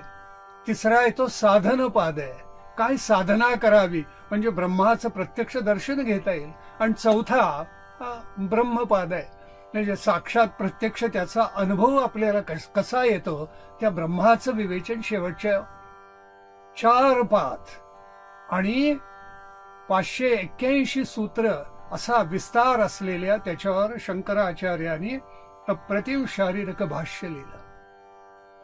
आत्मतृप्त झालेले व्यास म्हणाले, शंकरा, तुझं आयुष्य 16 वर्षांचं आहे, पण मी ते तुला आता अजून 16 वर्षांनी वाढवून देतो. तुला आता संपूर्ण भारतामध्ये अद्वैत मत प्रस्थापित करायचे. तत्वज्ञानाचा सोपान जर आपण मानला, म्हणजे जिना, सोपान म्हणजे जिना, तर त्यातल्या शेवटच्या पायरीवर शीर्षस्थानी मुकुटमणी म्हणून अद्वैत तत्वज्ञान आहे. लक्षात ठेवा, आपल्याकडे जेवढी दर्शन आहेत, तत्वज्ञानाच्या जेवढ्या शाखा आहेत, मत आहेत, मत परंपरा आहेत, तत्वज्ञानाचे सूक्ष्म पदर आहेत, या सर्वांच्या शीर्षस्थानी जर कोण असेल तर अद्वैत तत्वज्ञान आहे. त्याच्यासारखं दुसरं काही नाही. तेव्हा या अद्वैत मताचा प्रचार तुला संपूर्ण भारतवर्षामध्ये करायचे. माझे तुला पूर्ण आशीर्वाद आहेत. जा. ते आशीर्वचन आपल्या माथी धारण करून आदि शंकराचार्य हिमालयामधून खाली उतरले. प्रवास करत करत उत्तर भारतामधून अनेक तीर्थयात्रा करत करत शेकडो शिष्यांच्या बरोबर आपल्या सर्वांचं भाग्य असं की पंचवटीमध्ये येऊन गेलेत. आदिशंकराचार्य श्रीरामाने जिथे 2-2.5 वर्ष वास्तव्य केलेलं होतं, त्या पंचवटी जनस्थानामध्ये प्रत्यक्ष आदिशंकराचार्य येऊन गेले. तिथून पुढे ते गेलेले होते ते पंढरीला गेले. पंढरपूरला गेल्यानंतर महायोग पीठे तटे भीमरथ्या वरम पुंडरीकाय दातुम मुनींद्रेहि समागत्य तिष्ठन्तमानंद कंदम परब्रह्मलिंगम भजे पांडुरंगम. असं त्या पांडुरंगाचं कौतुक करणारं पांडुरंगाष्टकम त्यांनी निर्माण केलं. इतकं गोड आहे म्हणून सांगू. आणि त्यात त्यांनी कौतुकाने लिहिलेले, हा पांडुरंग कबरेवर हात घेऊन का उभा आहे? कारण तो आपल्या भक्तांना अभय देऊन सांगतोय, अरे भवसागर फार खोल नाही बरं, मी कमरेवर हात ठेवले एवढाच खोल आहे, चिंता करू नका, मी तुम्हाला भवसागराच्या पार नेतो. किती प्रासादिक स्तोत्र या सगळ्या प्रवासामध्ये त्यांनी निर्माण केली. आणि पुढे शंकराचार्य प्रवास करत करत आंध्र प्रदेशामध्ये गेले, श्रीशैलला गेलेले होते, तिथून गोकर्णला गेले, तिथून मूकांबिकेला गेले. हा सगळा भूभाग दुर्दैवानं त्या कालखंडामध्ये कापालिकांनी व्याप्त केलेला होता. आपल्या राष्ट्रामध्ये यातला हा काही भाग त्या कालखंडामध्ये आणि उत्तर पूर्वेचा ईशान्य दिशेचा आसाम, बंगाल हा सगळा प्रांत, ओरिसा, या इकडे तांत्रिक वामाचारी निर्माण झालेले होते. पंचमकाराचं पूजन करत असत, मद्याचं, मदिराक्षीचं पूजन करत असत. आणि हेच तत्वज्ञान आहे असं अपसमज समाजामध्ये पसरवत असत. या कापालिकांचा आणि तांत्रिक वामाचार्यांचा पूर्ण पराभव आदिशंकराचार्यांनी शास्त्रार्थामध्ये केला. आपण एक गोष्ट लक्षात घ्या, तो कालखंड असा आहे की कितीही जरी हा शास्त्रार्थ केला तरी ज्याचा पराभव होतो त्याचंही मन काही प्रमाणात उदार लागतच, मान्यता देण्यासाठी. होय, मी हरलो. आज कलियुगामध्ये आपल्याला असं दिसत नाही. मी पडलो तरी माझं नाकवर म्हणणारी माणसं आहेत. त्या कालखंडामध्ये इतकं तरी औदार्य होता. पण त्याच्या अगोदर शंकराचार्यांनी फार मोठी कामगिरी केली आणि ते उत्तरदायित्व महर्षी व्यासानीच त्यांच्यावर सोपवलेलं होतं. कोणतं? ते म्हणाले, कुमारिल भट्ट हे कट्टर मीमांसक आहे, तेव्हा त्यांच्याबरोबर शास्त्रार्थ कर आणि त्यांचा पराभव कर. सांप्रत ते प्रयागमध्ये आणि महाराष्ट्रामध्ये उतरण्यापूर्वी शंकराचार्य प्रयागमध्ये गेले. पण दुर्दैवानं असं घडलेलं होतं की आपल्या हातून घडलेल्या प्रमादांची शिक्षा घेण्यासाठी, प्रायश्चित्त करण्यासाठी तुषाग्नी सेवन करत कुमारील भट्ट बसलेले होते.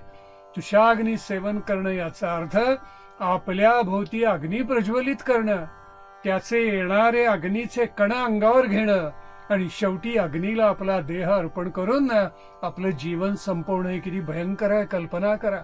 आदिशंकराचार्य कुमारील भट्टांना म्हणाले की महर्षी व्यासांच्या आज्ञेनं मी आलेलो आहे, मला शास्त्रार्थाची भिक्षा घाला.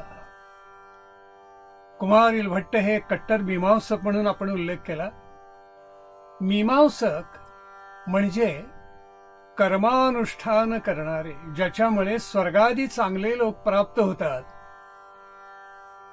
हे पूर्व मीमांसा दर्शन महर्षी जैमिनींनी निर्माण केलेले आहे. उत्तर मीमांसेमध्ये आणि पूर्व मीमांसेमध्ये भेद असा आहे की पूर्व मीमांसेचा प्रारंभ अथा तो धर्मजिज्ञासा म्हणून होतो आणि उत्तर मीमांसेचा प्रारंभ अथा तो ब्रह्मजिज्ञासा म्हणून होतो. तेव्हा स्वर्गाधिक उत्तम लोक प्राप्त करण्यासाठी कर्माचं आचरण करावं हे पूर्व मीमांसा नित्य सांगतच राहते. तसे ते कट्टर मीमांसक होते. त्याच्या पलीकडे ब्रह्म, परमात्मा, परब्रह्म याविषयी जे तत्वज्ञान आहे त्याविषयी मीमांसक बोलत नाहीत. त्याच्यामुळे मीमांसकांचं तत्वज्ञान हे अंतिम नव्हे. तेव्हा त्या मीमांसकांचा पाडाव करण्यासाठी म्हणजे कुमारील भट्टांना पराभूत करण्यासाठी आदि शंकराचार्य आले. कुमारील भट्ट म्हणाले, आता तर मी तुषाग्नी सेवन करतोय, आता मी माझा देह अग्नीला अर्पण करणार. पण माझे पट्टशिष्य माहिष्मती नगरात राहतात, मंडन मिश्र, त्यांच्याकडे जा, ते वादभिक्षा तुम्हाला घालतील, त्यांच्यावर शास्त्रार्थ करा. आणि पाहता पाहता अग्नीच्या ज्वालाने त्या कुमारील भट्टांना वेढून टाकलं आणि त्यात त्यांचा देह पाहता पाहता दिसेनासा झाला. शंकराचार्य आपल्या सगळ्या शिष्यांना बरोबर घेऊन माहिष्मती नगरीमध्ये आले. आणि माहिष्मती नगरीमध्ये अच्चमाहेश्वर, मंडलेश्वर, त्याच्या पुढचं हा सगळा नर्मदा काठचा भाग त्या कालखंडामध्ये माहिष्मती म्हणून ज्ञात होता. शंकराचार्य तिथे पोचले आणि त्यांनी विचारलं की मंडन मिश्र कुठे राहतात. त्यावेळेला गावातल्या लोकांनी सांगितलं, ज्यांच्या घराच्या बाहेर पिंजऱ्यामधले पोपट आणि मैना हे तत्वज्ञानाची चर्चा करतात, कर्मनिष्ठेची चर्चा करतात, ते घर मंडन मिश्रांचं आहे असं समजा. त्यावेळेला शंकराचार्यांच्या शिष्यांना आश्चर्य वाटलं. सगळेजण मंडन मिश्रांच्या घराजवळ आले. प्रचंड वाडा होता आणि नेमकं श्राद्धासारखं काहीतरी कार्य चाललेलं होतं घरी. अशा वेळेला शंकर तिथे येऊन पोचले आणि योग सामर्थ्याने त्यांनी त्या घरामध्ये प्रवेश केला. आपल्या अशा पवित्र श्राद्ध कार्याच्या वेळेला एक संन्यासी समोर उभा राहायला म्हटल्यानंतर मंडन मिश्रांच्या तळपायाच्या मस्तकाला गेले. ते पूर्ण नास्तिक होते, संपूर्णतः नास्तिक होते. किंबहुना त्यांना गर्व असा होता की अरे, मी ईश्वरालाही पराभूत केलेलं आहे, ईश्वर नाही हे सिद्ध करण्याची क्षमता माझ्यामध्ये आहे, त्या माझ्यासारखा दुसरा कोणी नाहीच. ईश्वरोहम असं जसं गीतेने म्हटले, मी साक्षात ईश्वर आहे, असा जो अहंकार एक दाटतो तसा मी ईश्वर नाही हे मी सिद्ध करू शकतो, असा अहंकार मंडन मिश्रांमध्ये दाटलेला होता. त्यांची पत्नी शारदा सरस्वती ही सुद्धा प्रकांड पंडित होती, महाप्राज्ञच होती. या शंकराचार्यांना असं पाहिल्यानंतर चिडलेले मंडन मिश्र त्यांना प्रश्न करते झाले आणि त्यांचा जो संवाद आहे तो माधवाचार्यांच्या शांकर दिग्विजयामध्ये आलाय. मोठा रोचक आहे आणि प्रज्ञावंत पुरुष कसे असतात त्याचं दिग्दर्शन शंकराचार्यांनी त्याच्यामध्ये केलं. या मंडन मिश्रांनी विचारलं, कुतो मुंडी? मुंडी म्हणजे मस्तकाचं मुंडन केलेला तू संन्यासी, कुतो, कुठून आलास? शंकराचार्य हसले. त्याच्यावर त्यांनी अलगत श्लेष केला आणि ते म्हणाले, आगलात मुंडी, म्हणजे गळ्याच्या वर मी मुंडन केलेलं आहे. मंडन मिश्र भडकला.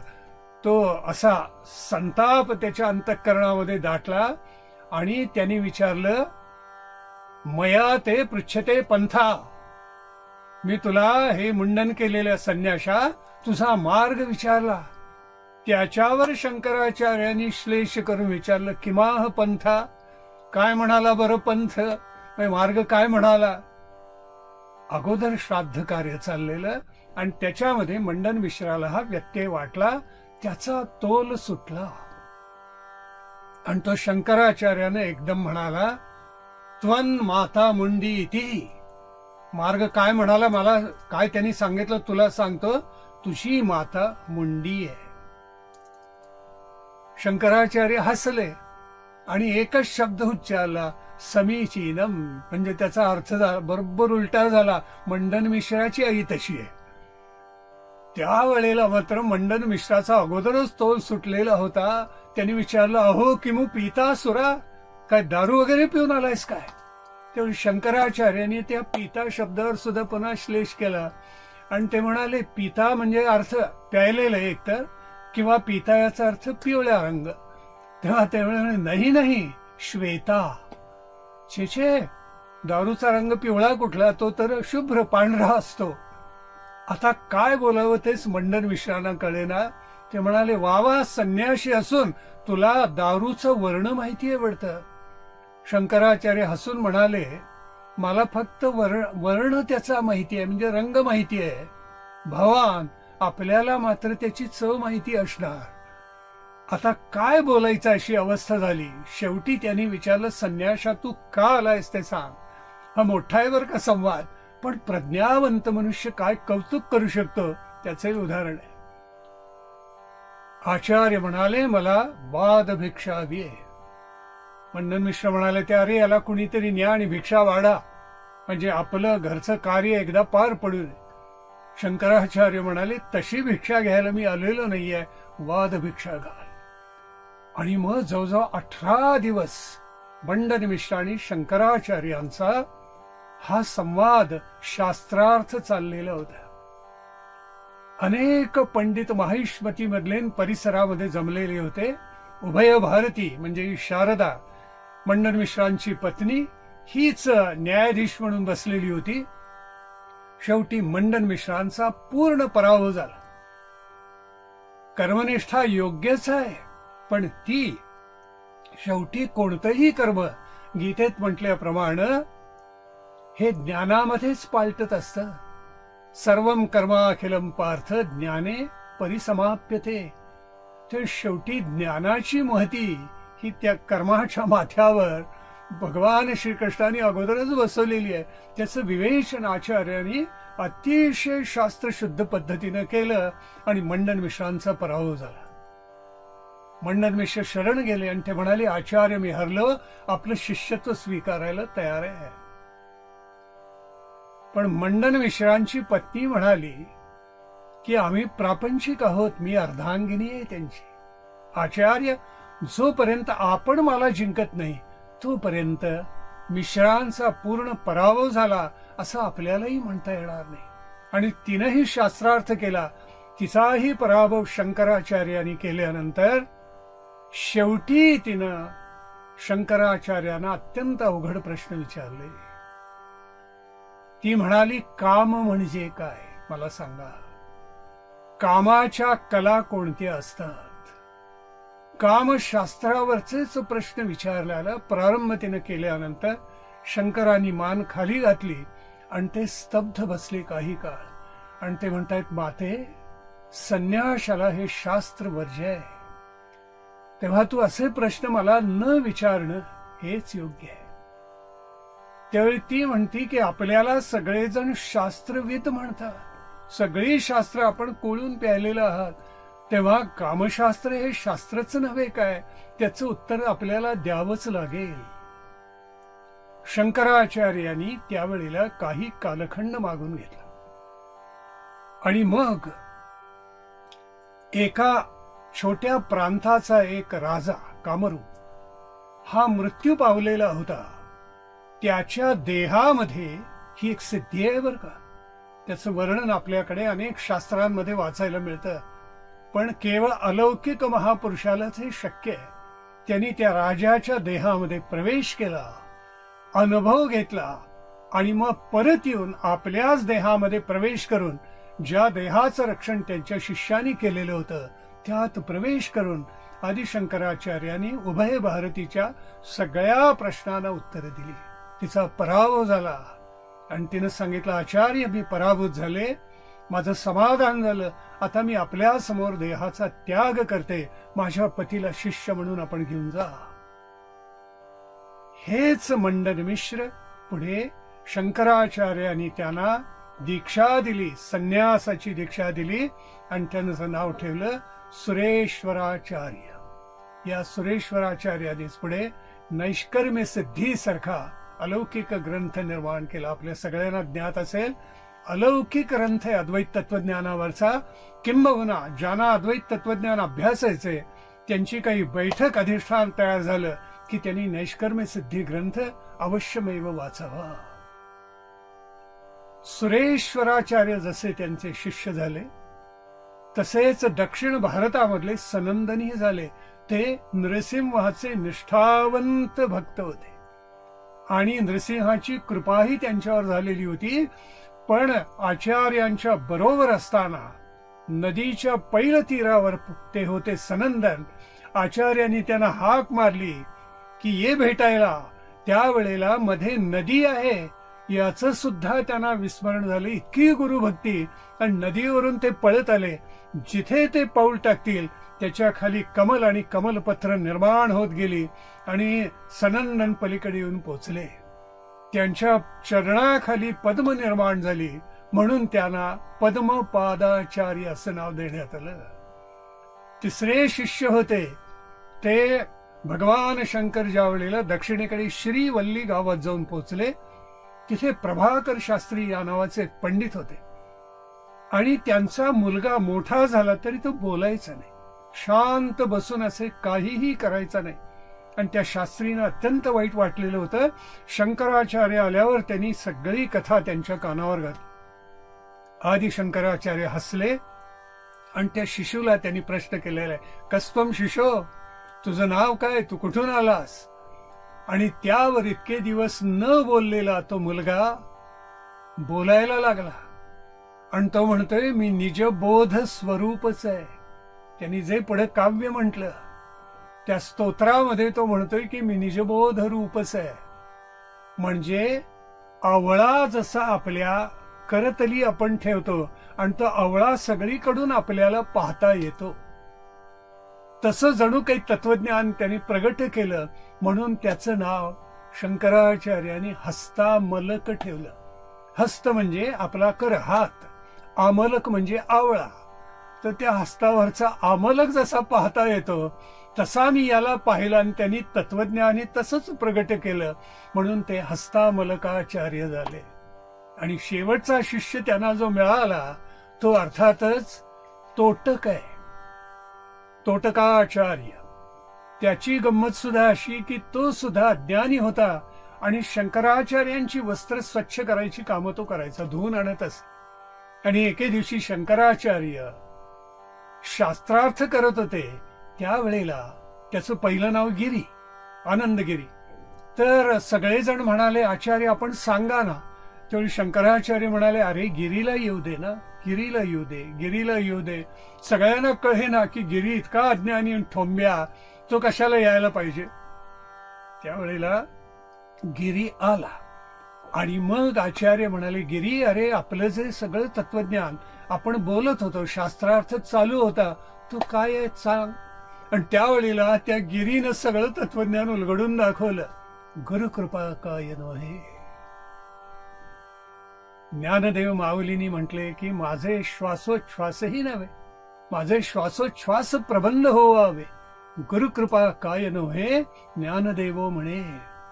भगवंताच्या श्वासातून निश्वासातून वेद जसे प्रगट झाले तसे सद्गुरूच्या कृपेतून माझ्याही श्वास निश्वासातून प्रबंध प्रगट व्हावे अशी एक शुभाकांक्षा माऊलींनी ज्ञानेश्वरीमध्ये प्रगट केलेली आहे. हे तसंच झालं ना. एवढा अज्ञानी पण गुरुकृपा झाल्यानंतर तो तत्वज्ञान बोलायला लागला. त्या गिरीचं नाव तोटक ठेवण्यात आलं. तो तोटकाचार्य झाला. आणि मग आचार्यांनी आपल्या चारी शिष्यांना बरोबर घेऊन या संपूर्ण भारताची विजय यात्रा केली. या राष्ट्रामध्ये जितकी मतांतर झालेली होती, मतांचा गलबला झालेला होता, त्या सगळ्यांचं क्रमशः त्यांनी खंडन केले. रामेश्वरला गेले, श्रीरंगमला गेले, पुन्हा कांचीला गेलेले कांचीला जी कामाख्या मंदिरात जे आहे ना, त्या कामाख्याच्या नेत्रामध्ये इतकं तेज होतं की तिच्याकडे पाहणं अशक्य व्हायचं. त्यावेळेला शंकराचार्यांनी त्या देवीचं त्या नेत्रामधलं तेज काढून श्रीचक्रामध्ये घातलं आणि ते श्रीचक्र तिथे स्थापन केलेलं आहे. त्या मंदिरामध्ये देवीला थोडी सौम्य केली. आज आपण दर्शन घेऊ शकतो. कांचीवरून पुरीला गेले, काशीला गेल्यावर तर काय, काशी आणि जणू काही सगळा उत्तर भारताचा पंडितांचा प्रवाहच काशीला लागलेला होता. पहिल्यांदा काशीला आले त्यावेळी 12 वर्षांचे होते. आता विजय यात्रेसाठी बाहेर पडलेले हे शंकराचार्य आहे. तिथून उज्जैनला आले आदिशंकराचार्य आणि तिथे भास्कर पंडित होते. त्यांना बोलावून घेतलं. भेदाभेदवाद असं एक तत्वज्ञान आहे, ती शाखा आहे. त्या भेदाभेदवादाचं खंडन आचार्यांनी शास्त्रार्थामध्ये केलं आणि भास्कर पंडितांना पराभूत केलं. तिथून सौराष्ट्राला गेले, गिरनारला त्या पर्वतावर गेलेले होते, प्रभासला गेले, सोमनाथाला गेले, तिथे शिवाची स्तोत्र त्यांनी रचली.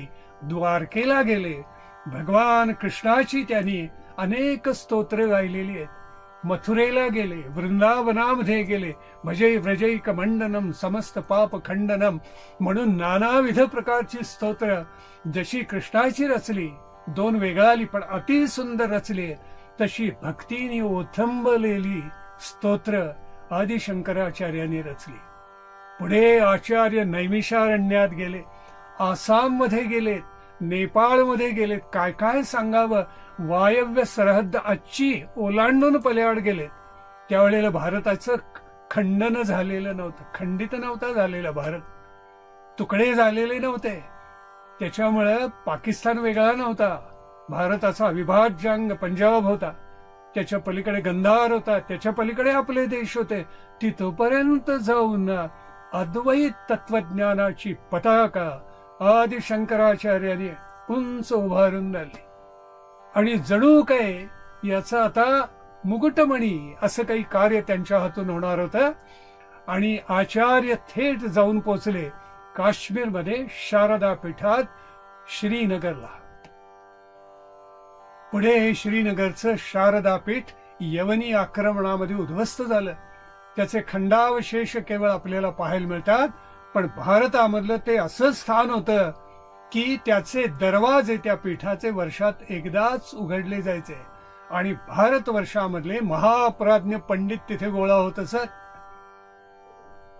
ज्याची योग्यता तेवढी आहे त्यांनी तिथल्या सिंहासनावर बसावं असं आवाहन प्रतिवर्षी करण्यात येत असे आणि कोणाचंही धाडस व्हायचं नाही की त्या पीठावर जाऊन आपण आरूढ व्हावं.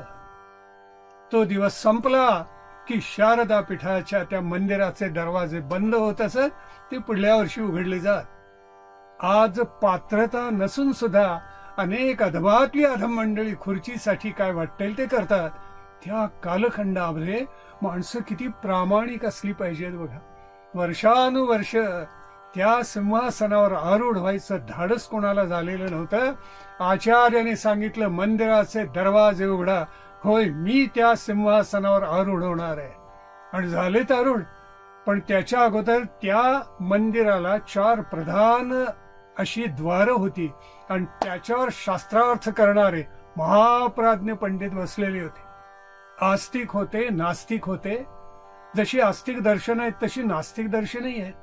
चार्वाक दर्शन नास्तिक आहे, बौद्ध दर्शन नास्तिक आहे, जैन दर्शन नास्तिक आहे. या सगळ्यांचाही पराभव पाडाव शंकराचार्यांना करावा लागलेला आहे आणि शंकराचार्यांनी तो केला. सर्वांना त्या शास्त्रार्थामध्ये त्यांनी पराभूत केलं आणि त्या पीठावर शंकराचार्य आरूढ झाले. ते दृश्य केवळ आपल्या डोळ्यापुढे आणा, किती विलक्षण असलं पाहिजे.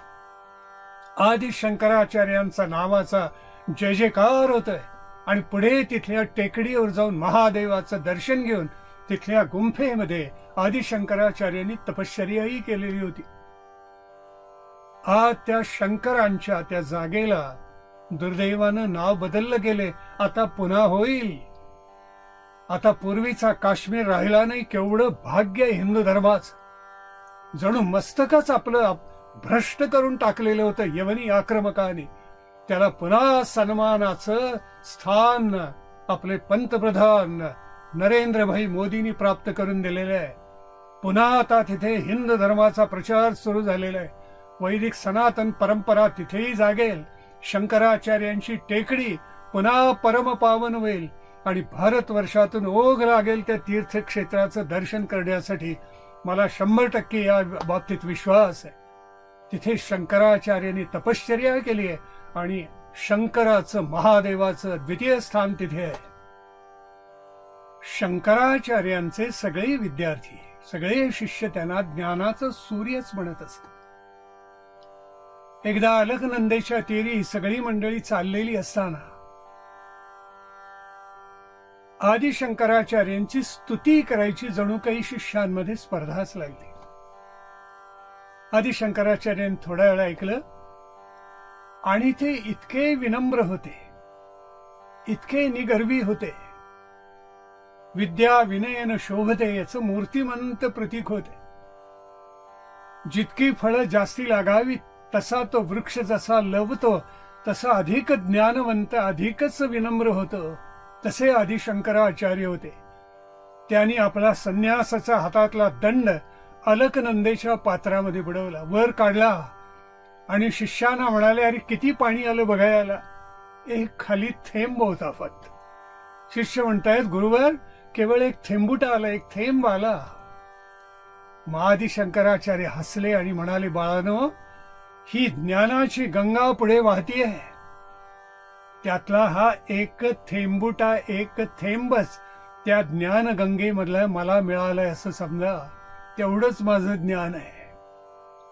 आदि शंकराचार्य जर असं म्हणत असतील तर तुम्ही आम्ही काय म्हणावं. केवळ मनाशी विचार करा, आपण सारे अज्ञानी हेच खरं.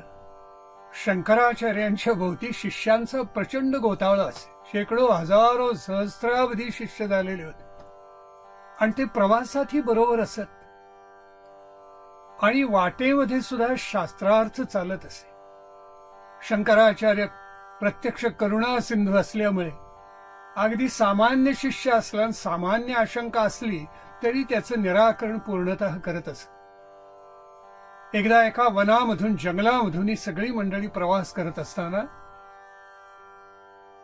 एक ढाण्या वाघ, अत्यंत क्रूर, हा त्या सगळ्यांच्यावर चाल करून आला.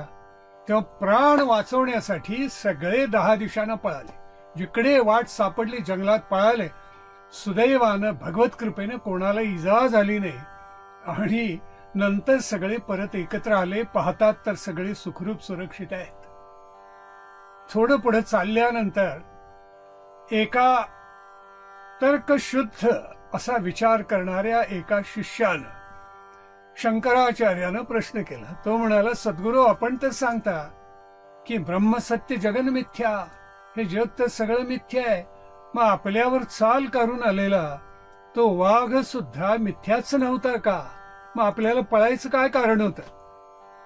त्याला वाटलं आपण किती श्रेष्ठ प्रश्न विचारला. आपण शंकराचार्यांना जणू काही निरुत्तरच केलं. आदि शंकराचार्य हसले आणि ते म्हणाले, बाळा, तुझ्या डोळ्यांना दिसणारा वाघ जसा मिथ्या तसं आपण केलेलं पलायन सुद्धा मिथ्याच नाही का? जसा शिष्य, त्याचा जसा भाव, त्याची जशी योग्यता, तसं त्याच्या आशंकांचं निराकरण आदि शंकराचार्य करत असत. त्याचे अतिशय सुंदर आणि मार्मिक उदाहरण आहे. आता जणू काही शंकराचार्यांचं सगळं कार्य सफल झालेलं होतं. पण त्यापूर्वी शंकराचार्यांनी जनांचा उद्धार तर केलेलाच होता. काशीमध्ये गंगा तीरावर स्नानाला एके दिवशी पहाटे गेले शंकराचार्य.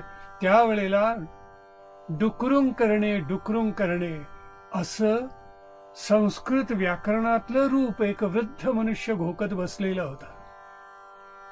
शंकराचार्यांच्या मनामध्ये इतकी दया करुणा निपजली की ते त्याला म्हणाले, दिनमपि रजनी सायं प्रात शिशिर वसंतो पुनरायात काल क्रीडति गच्छत्यायु तदपि न मुंचत्याशा वायू. इतकं सगळं झालं, चक्र फिरलं तरी आशा पाश आशा वायू काही सरत नाही. अरे अशा वार्धक्यामध्ये ती संस्कृत व्याकरणाची रूप पाठ करून तुला काय मिळणार आहे? म्हणून भज गोविंदम भज गोविंदम भज गोविंदम मूढमते प्राप्ते सन्निहिते ही मरणे नाही नाही रक्षती डुकरून करणे. केवढं जाग केले तुम्हा आम्हाला. त्या वृद्धाचं निमित्त करून चरपट पंजरिका स्तोत्र शंकराचार्यांनी रचलं. तुम्हा आम्हाला सांगतात कस्त्वं कोहम कुतायात कामे जननी कोमे तात इति परिभावय सर्वं सारम विश्वम त्यक्त्वा स्वप्नम त्यक्त्वा विश्वविचारम. शाणा हो. आणि शेवटी त्या स्तोत्रात सांगितलेलं आहे कुरुते गंगा सागर गमनम व्रत परिपालन अथवा दानम ज्ञान विहीने सर्व मनेन मुक्तिर्न भवती जन्मशतेन. ज्ञानाशिवाय हे कितीही केलं तरी व्यर्थ आहे. आत्मज्ञानाला पर्याय नाही. आत्मज्ञानानं त्यालाच आत्मसाक्षात्कार म्हणतात. जन्म मृत्यूचं चक्र तुटतं. शंकराचार्यांनी 22 भाष्य लिहिली आहेत. 1 का 2, 22 भाष्य, 54 प्रकरण ग्रंथ लिहिलेले आहेत आणि 75 वेगळाली स्तोत्र आचार्यांनी रचलेली आहेत. एका व्यक्तीनं एका आयुष्यामध्ये हे रचणं अशक्य वाटावं इतकं अद्भुत कार्य आदि शंकराचार्यांनी केलेलं आहे. त्यांनी रचलेलं विवेक चूडामणी ग्रंथ काय, अपरोक्षानुभूती काय, त्यांनी रचलेले उपदेश पंचकम स्तोत्र काय, एकापेक्षा एक सरस आहे. दुर्लभम त्रयमेवैत देवानुग्रह हेतुकम मनुष्यत्वम मुमुक्षुत्वम महापुरुष संश्रयः असा प्रारंभ करून विवेक चूडामणीमध्ये शिष्याला सद्गुरु आत्मज्ञानापर्यंत कसा घेऊन जातो त्याचं अद्वितीय विवेचन त्यांनी त्याच्यामध्ये केले. जी ज्ञानाची स्तोत्र आहेत त्याच्यामध्ये शंकराचार्यांची प्रज्ञा प्रकटच झाली, रतंभरा प्रज्ञा. पण त्यांनी जी भक्ती स्तोत्र लिहिली आहेत त्याच्यामध्ये पराभक्ती ओसंडून वाहतीये. हे कौतुक केवळ आदि शंकराचार्यांनी केले. एका वाक्यात सांगू का आपल्याला, पराज्ञान आणि पराभक्ती याचा अत्यंत मनोज्ञ संगम म्हणजे आदि शंकराचार्य.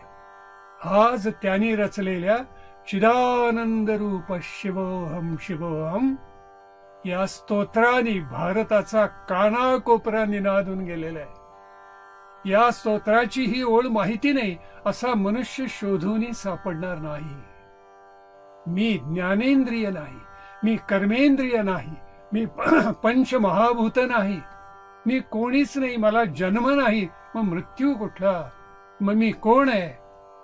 चिदानंद रूप शिवोहम शिवोहम. मी चिदानंद रूप असा. सोहमचा जप आपण करतो ना, कोहमचं उत्तर सोहम मध्ये, ते जणू या स्तोत्रातून आदि शंकरांनी दिले. चिदानंद रूप शिवोहम शिवोहम.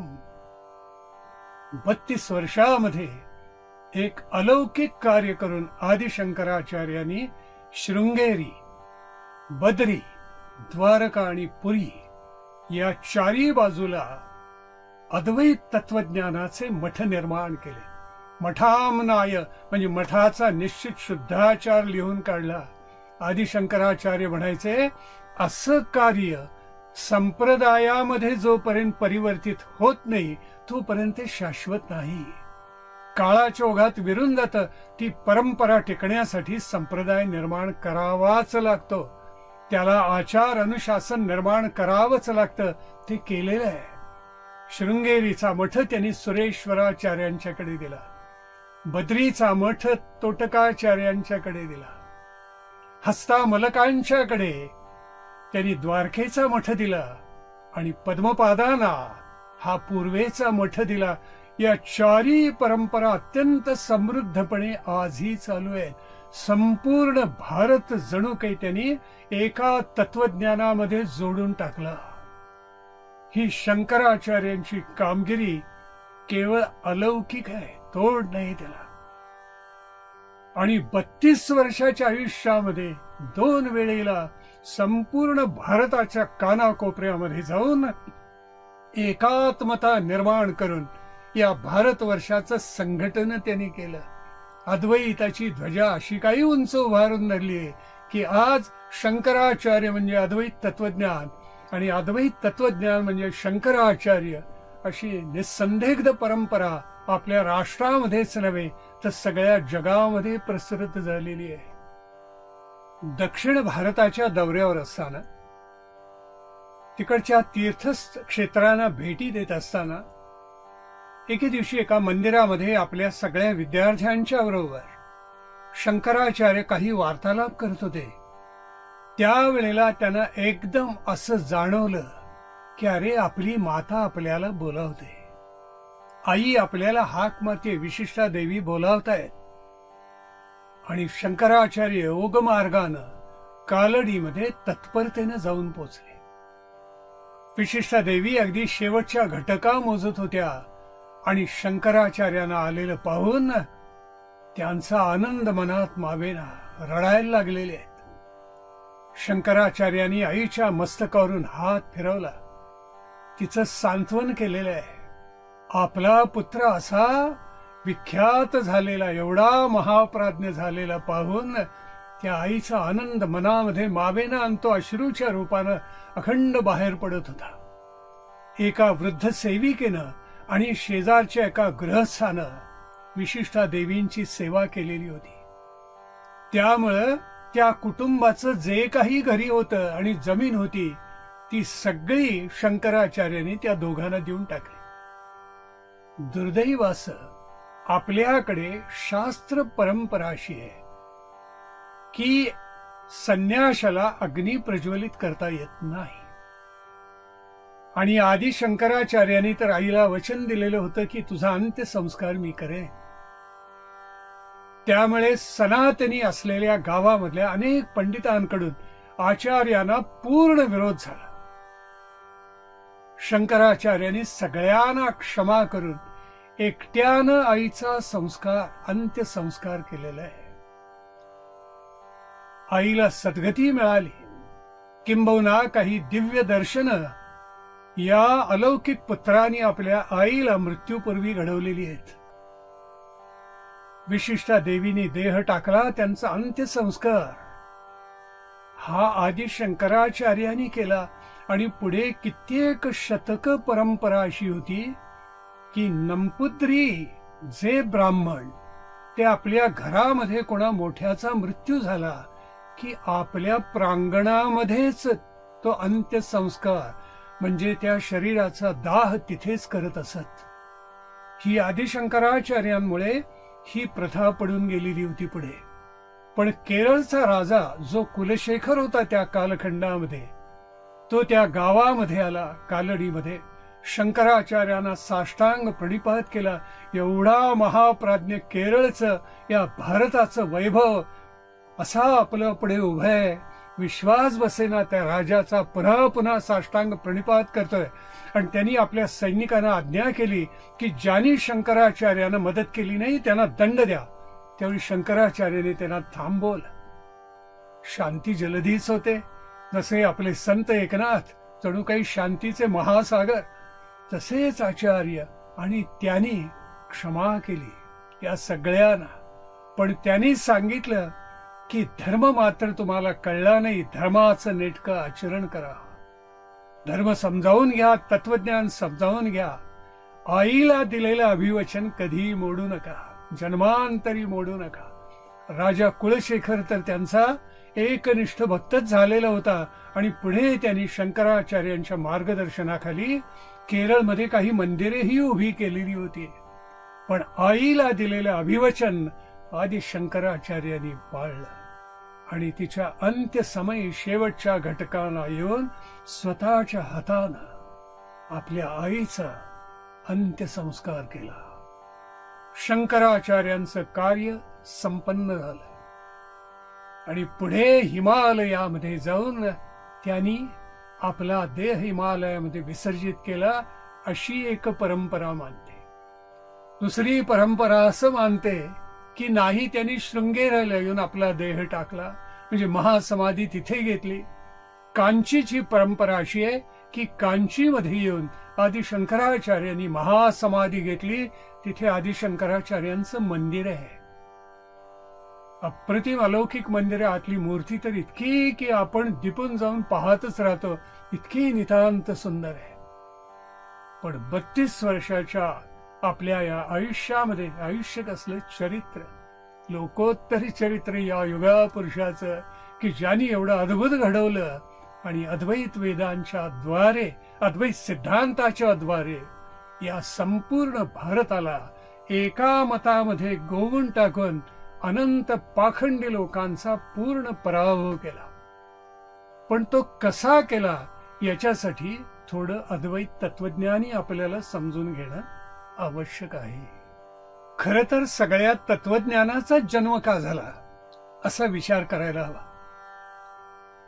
आपण जर समाजामध्ये, जगामध्ये पाहिलं तर सुखाची प्राप्ती आणि दुःखाची निवृत्ती हेच मानवाचं प्रधान ध्येय असतं.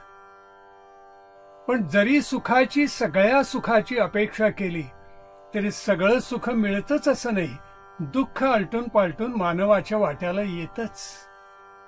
आणि मग मानवाला उलगडतं की इंद्रियाधिष्ठित क्षणभंगूर सुख कितीही सेवन केली तरी शाश्वत सुख आपल्याला प्राप्त झालेलं नाहीये. तिथे तत्वज्ञानाचा जन्म आहे. मग हे शाश्वत सुख कसं बरं प्राप्त करून घ्यावं? आपण कितीही सुखाची इच्छा केली तरी दुःख आपल्या वाट्याला येतच.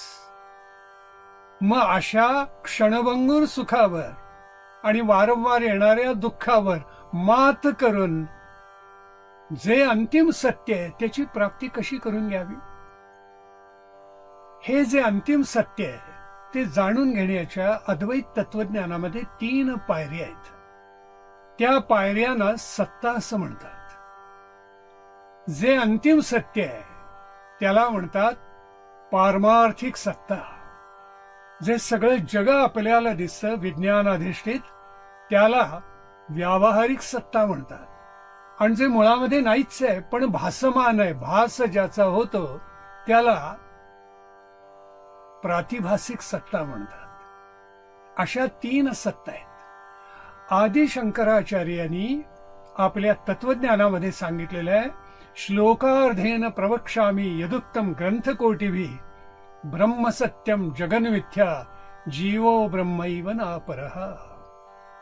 जे कोटी कोटी ग्रंथामध्ये सांगितलेलं आहे ते मी तुम्हाला अर्ध्या श्लोकात सांगतो. प्रज्ञावंत असेच सांगतात. आचार्य म्हणाले की ब्रह्मसत्यम, अंतिम सत्य एकमेव, अंतिम सद्वस्तू एकच, आणि ती म्हणजे परब्रह्म. जगन्मिथ्या, आपण सगळं जग जे पाहतो ते मिथ्या आहे. मिथ्या या अर्थाने की ते अंतिम सत्य नव्हे. आपण जग बघतो की निर्माण वस्तू होतात त्या नाशी पावतात. मनुष्य जन्माला येतो, मृत्यू पावतो. विशाल संस्कृती जन्माला येतात, विनाश पावतात. ज्याला जन्म आहे त्याला मृत्यू आहेच. मग ज्याला मृत्यू आहे आणि जे नाशवंत आहे ते अंतिम सत्य असणं शक्यच नाही. म्हणून त्याला शंकराचार्यांनी मिथ्या म्हटलेलं आहे, कारण ते अंतिम सत्य नाही, ते नाशवंत आहे. मिथ्या याचा अर्थ ते नाशवंत आहे, म्हणून तात्कालिक सत्य आहे, अंतिम सत्य नाही. त्यालाच माया म्हणायचं. जगन मिथ्या म्हणजे ती माया आहे. मायेची व्याख्या मोठी गंमतशीर करतात. या मा सा माया, मुळामध्ये जी नाहीच तिलाच माया म्हणतात. जी आपल्याला असं व्यावहारिक सत्यामध्ये अनेक गोष्टी दाखवते आणि शेवटी काहीच हाती लागत नाही, ती माया. शेवटी देह टाकताना फारच थोड्या जणांना धन्योहम धन्योहम कृतार्थोहम म्हणता येतं. बाकी सगळे जण असे म्हणतात अरे इतकी खटाटोप केले, सगळा इतके कष्ट केले, पण शेवटी आयुष्यामध्ये हाताशी काय लागलं? फार काही हाताशी लागू शकलं नाही. हाच प्रत्येकाचा अनुभव असतो, त्यालाच माया म्हणायचं. म्हणून शंकराचार्य म्हणतात मायेच्या मोहात पडू नका. ब्रह्मसत्यम जगन्मिथ्या जीवो ब्रह्म इव. जीव हा ब्रह्मच आहे, म्हणजे आत्मा परमात्मा याच्यामध्ये भेद नाही. न अपरहा, तो वेगळा नाहीच आहे. अद्वैत तत्वज्ञानाचं हे सगळं सार आहे. ज्या 14 उपनिषदांवर शंकराचार्यांनी भाष्य लिहिलं त्याचं थोडक्यात हे सार आहे. तेव्हा अंतिम ब्रह्माची प्राप्ती ही ब्रह्मज्ञानाने आत्मज्ञानानेच होते. पण तीही एकदम होऊ शकत नाही. म्हणून त्याला शुभेच्छा, विचारणा, तनुमानसा, सत्वापत्ती, असंसक्ती, पदार्थ भावना आणि शेवटी तुर्यगा अशा आत्मज्ञानाच्या 7 पायऱ्यातून हळूहळू जन्मांतरी उन्नत होत जावं लागतं. ज्ञान हे सर्वोपरी आहे. तेव्हा आत्मज्ञानाचा गौरव हा शंकराचार्यांच्या अनेक स्तोत्रांमध्ये आणि प्रकरण ग्रंथांमध्ये वारंवार प्रगट झालेला आहे. ब्रह्म काय किंवा मोक्ष काय ही बोलायची गोष्ट नाहीये, ती अनुभवाची गोष्ट आहे. म्हणूनच त्याला अपरोक्ष अनुभूती म्हणतात. म्हणून शंकराचार्यांनी अपरोक्ष अनुभूती हा ग्रंथ लिहिलेला आहे. ती अनुभवाची गोष्ट आहे. जीव कशाला म्हणतात म्हणजे मी कोण, जगत म्हणजे सगळी सृष्टी म्हणजे काय आहे, माझं त्याच्याशी काय नातं आहे, या दोन्हीवर ज्याची सत्ता चालते, जीव आणि जगतावर, तो जगदीश कोण आहे. आणि या तिन्हीचा उलगडा झाल्यानंतर मला जो मोक्ष प्राप्त होणार आहे, जन्म मृत्यूचं चक्र तुटणार आहे, पुन्हा मला जन्म नाही, त्या मोक्षाचं स्वरूप काय आहे, या सगळ्याचं विवेचन प्रत्येक तत्वज्ञाला करायला लागतं. ते परिपूर्ण उकलन त्याचं आदि शंकराचार्यांनी केलेलं आहे. पण जनसामान्यांना भक्तीचा मार्ग सुलभ होता हे त्यांना माहिती आहे. म्हणून मोक्ष कारण सामग्र्याम भक्तिरेव गरीयसी असं आदि शंकराचार्य सांगतात. म्हणजे मोक्ष प्राप्तीची जी सगळी साधनं आहेत त्याच्यामध्ये प्रधान कोणतं आहे तर ते म्हणजे भक्ती आहे. पण ही गौणी भक्ती नव्हे. मंदिरात जाणं, पूजा करणं, स्तोत्र म्हणणं ही गौणी भक्ती झाली. पराभक्ती आणि पराज्ञान यात भेद नसतोच. स्वरूपानुसंधान म्हणजे खरी भक्ती म्हटलेलं आहे. स्वरूपाचं अनुसंधान आठवण ठेवायचं नसतं, ते अखंड राहतच. तैलधारावत, तेलाची धार जशी कधी तुटत नाही तसं अखंड स्वरूपाचं अनुसंधान राहणं म्हणजेच एका दृष्टीनं पराभक्तीन पराज्ञान आहे. त्याला जर सहज स्थिती म्हणतात. माऊलींनी तेच सांगितले, पै माझी सहज स्थिती या नाव भक्ती, ती पराभक्ती आहे. अशा अनेक स्तोत्रांमधून शंकराचार्यांनी या पराभक्तीचा आपल्याला अनुभव दिलाय. जसं मी महादेवाचं त्यांनी रचलेलं स्तोत्र वेदसार शिवस्तव गाऊन ठेवले त्यांनी, तसं अन्नपूर्णा तर त्याच मंदिर आहेत. काशी विश्वेश्वर मंदिरामध्ये, काशी विश्वनाथाच्या मंदिरामध्ये, तर ती अन्नपूर्णा त्यांना इतकी प्रिय आहे की विचारायला नको. त्या अन्नपूर्णेचं स्तोत्र मला तर अत्यंत आवडतं. भिक्षां देहि कृपावलंबन करी माता अन्नपूर्णेश्वरी. काशीमध्ये तर अशी श्रद्धा आणि परंपरा आहे, भक्तिभाव आहे की जोपर्यंत काशीतला प्रत्येक मनुष्य जेवत नाही तोपर्यंत अन्नपूर्णा स्वतः घास ग्रहण करत नाही. जगत जननी आहे, त्रिपुर सुंदरी आहे, जगताची माता आहे. आणि ती अन्नपूर्णा केवळ अलौकिक आहे. सगळ्यांचं पोट भरून नंतर ती उरलेला घास ग्रहण करते. भिक्षां देहि कृपावलंबन करी माता अन्नपूर्णेश्वरी. अगदी आपलं हृदय भरून येईल असं अलौकिक स्तोत्र, आणि मला ते अत्यंत प्रिय आहे असं स्तोत्र शंकराचार्यांनी रचलेलं आहे. कृष्णाची स्तोत्र रचले श्रीरामांचे. महारत्न पीठे शुभे कल्पमूले सुखासीन मादित्य कोटि प्रकाशम सदा जानकी लक्ष्मणोपेतमेकम सदा रामचंद्रम भजेहम. अशा कल्पवृक्षाखाली बसलेल्या आणि लक्ष्मण सीतेसहित असलेल्या त्या शंकराचं पूजन मी पुन्हा पुन्हा करतो असं आदिशंकराचार्य म्हणतात. नद्यांची स्तोत्र गंगा असो, यमुना असो, नर्मदा असो इतकी सुंदर रचलेली आहे. देवी सुरेश्वरी भगवती गंगे त्रिभुवन तारिणी तरल तरंगे. काय शंकराचार्यांच्या स्तोत्रामध्ये, विशेष करून भक्ती स्तोत्रामध्ये अनुप्रास इतका गोड आहे, त्यांची सगळी स्तोत्र प्रासादिक आहेत. असं कोणी नाहीच या विश्वामध्ये. अशा स्वरूपाची स्तोत्र रचणारा अन्य कोणी नाहीच. तो अनुप्रास गाताना मन आपलं हर्ष निर्भर होऊन जातं. इतकं सुंदर आहे. जय जय जय गंगे मातर गंगे. गंगेला त्यांनी माता म्हटलेलं आहे. आज ज्या घरामध्ये प्रत्येक घरात पूजा होते, ती पूजा शंकराचार्याने रचलेल्या मानस पूजेशिवाय कधीही पूर्ण होत नाही. लक्षात ठेवा. आणि म्हणून त्यांनी जे म्हटले आचार्यांनी ते खरंच आहे. आत्मा त्वं गिरिजा मती सहचरा प्राणा शरीरम ग्रहम. पूजा ते विषयोपभोग रचना निद्रा समाधी स्थिती संचार पदयो प्रदक्षिण विधी स्तोत्राणि सर्वा गिरो यद यद कर्म करोमि तत्तदखिलम शंभो तवाराधनम. हे शंभू शंकरा, माझं जे प्रत्येक कार्य आहे की माझ्या हातून घडणार प्रत्येक कर्म तुझी उपासना, तुझी आराधनाच आहे. अशी अभूतपूर्व मानस पूजा शंकराचार्यांनी तुम्हा आम्हाला शिकवली. शंकराचार्यांचं अद्वैत तत्वज्ञान तर लोकोत्तर आहेच, पण त्यांनी भक्तिमार्गाने जाणाऱ्या जनसामान्यांना एक अलौकिक देणगी दिली, आणि ती म्हणजे पंचायतन पूजा. आचार्यांच्या कालखंडामध्ये 5 जे प्रमुख संप्रदाय होते, ज्याच्यामध्ये गाणपत्य आहे, सौर आहे, शाक्त, शैव आणि वैष्णव हे 5 प्रधान संप्रदाय भारताचे आहेत. त्यांच्यात परस्परामध्ये संवाद नव्हता. शैव वैष्णवांची भांडणं तर एकेकाळी टोकाला गेलेली होती. त्यांचा समन्वय आचार्यांनी केला. पंचायतन पूजा सांगितली. त्यांनी सांगितलं तुमचा मुख्य देव गणपती, तुम्ही गणपती आहात का? गणपतीमध्ये ठेवा. उरलेले 4 देव 4 कोपऱ्यात मांडा आणि पूजा करा. आपण शैव आहात का? मध्ये शिव ठेवा. उरलेले 4 देव 4 कोपऱ्यामध्ये. आपण वैष्णव आहात का? महाविष्णू मध्ये. आपण सौर आहात का? सूर्यमध्ये. आपण शाक्त आहात का? देवी प्रधान देवतामध्ये. उरलेले 4 देव 4 कोपऱ्यामध्ये.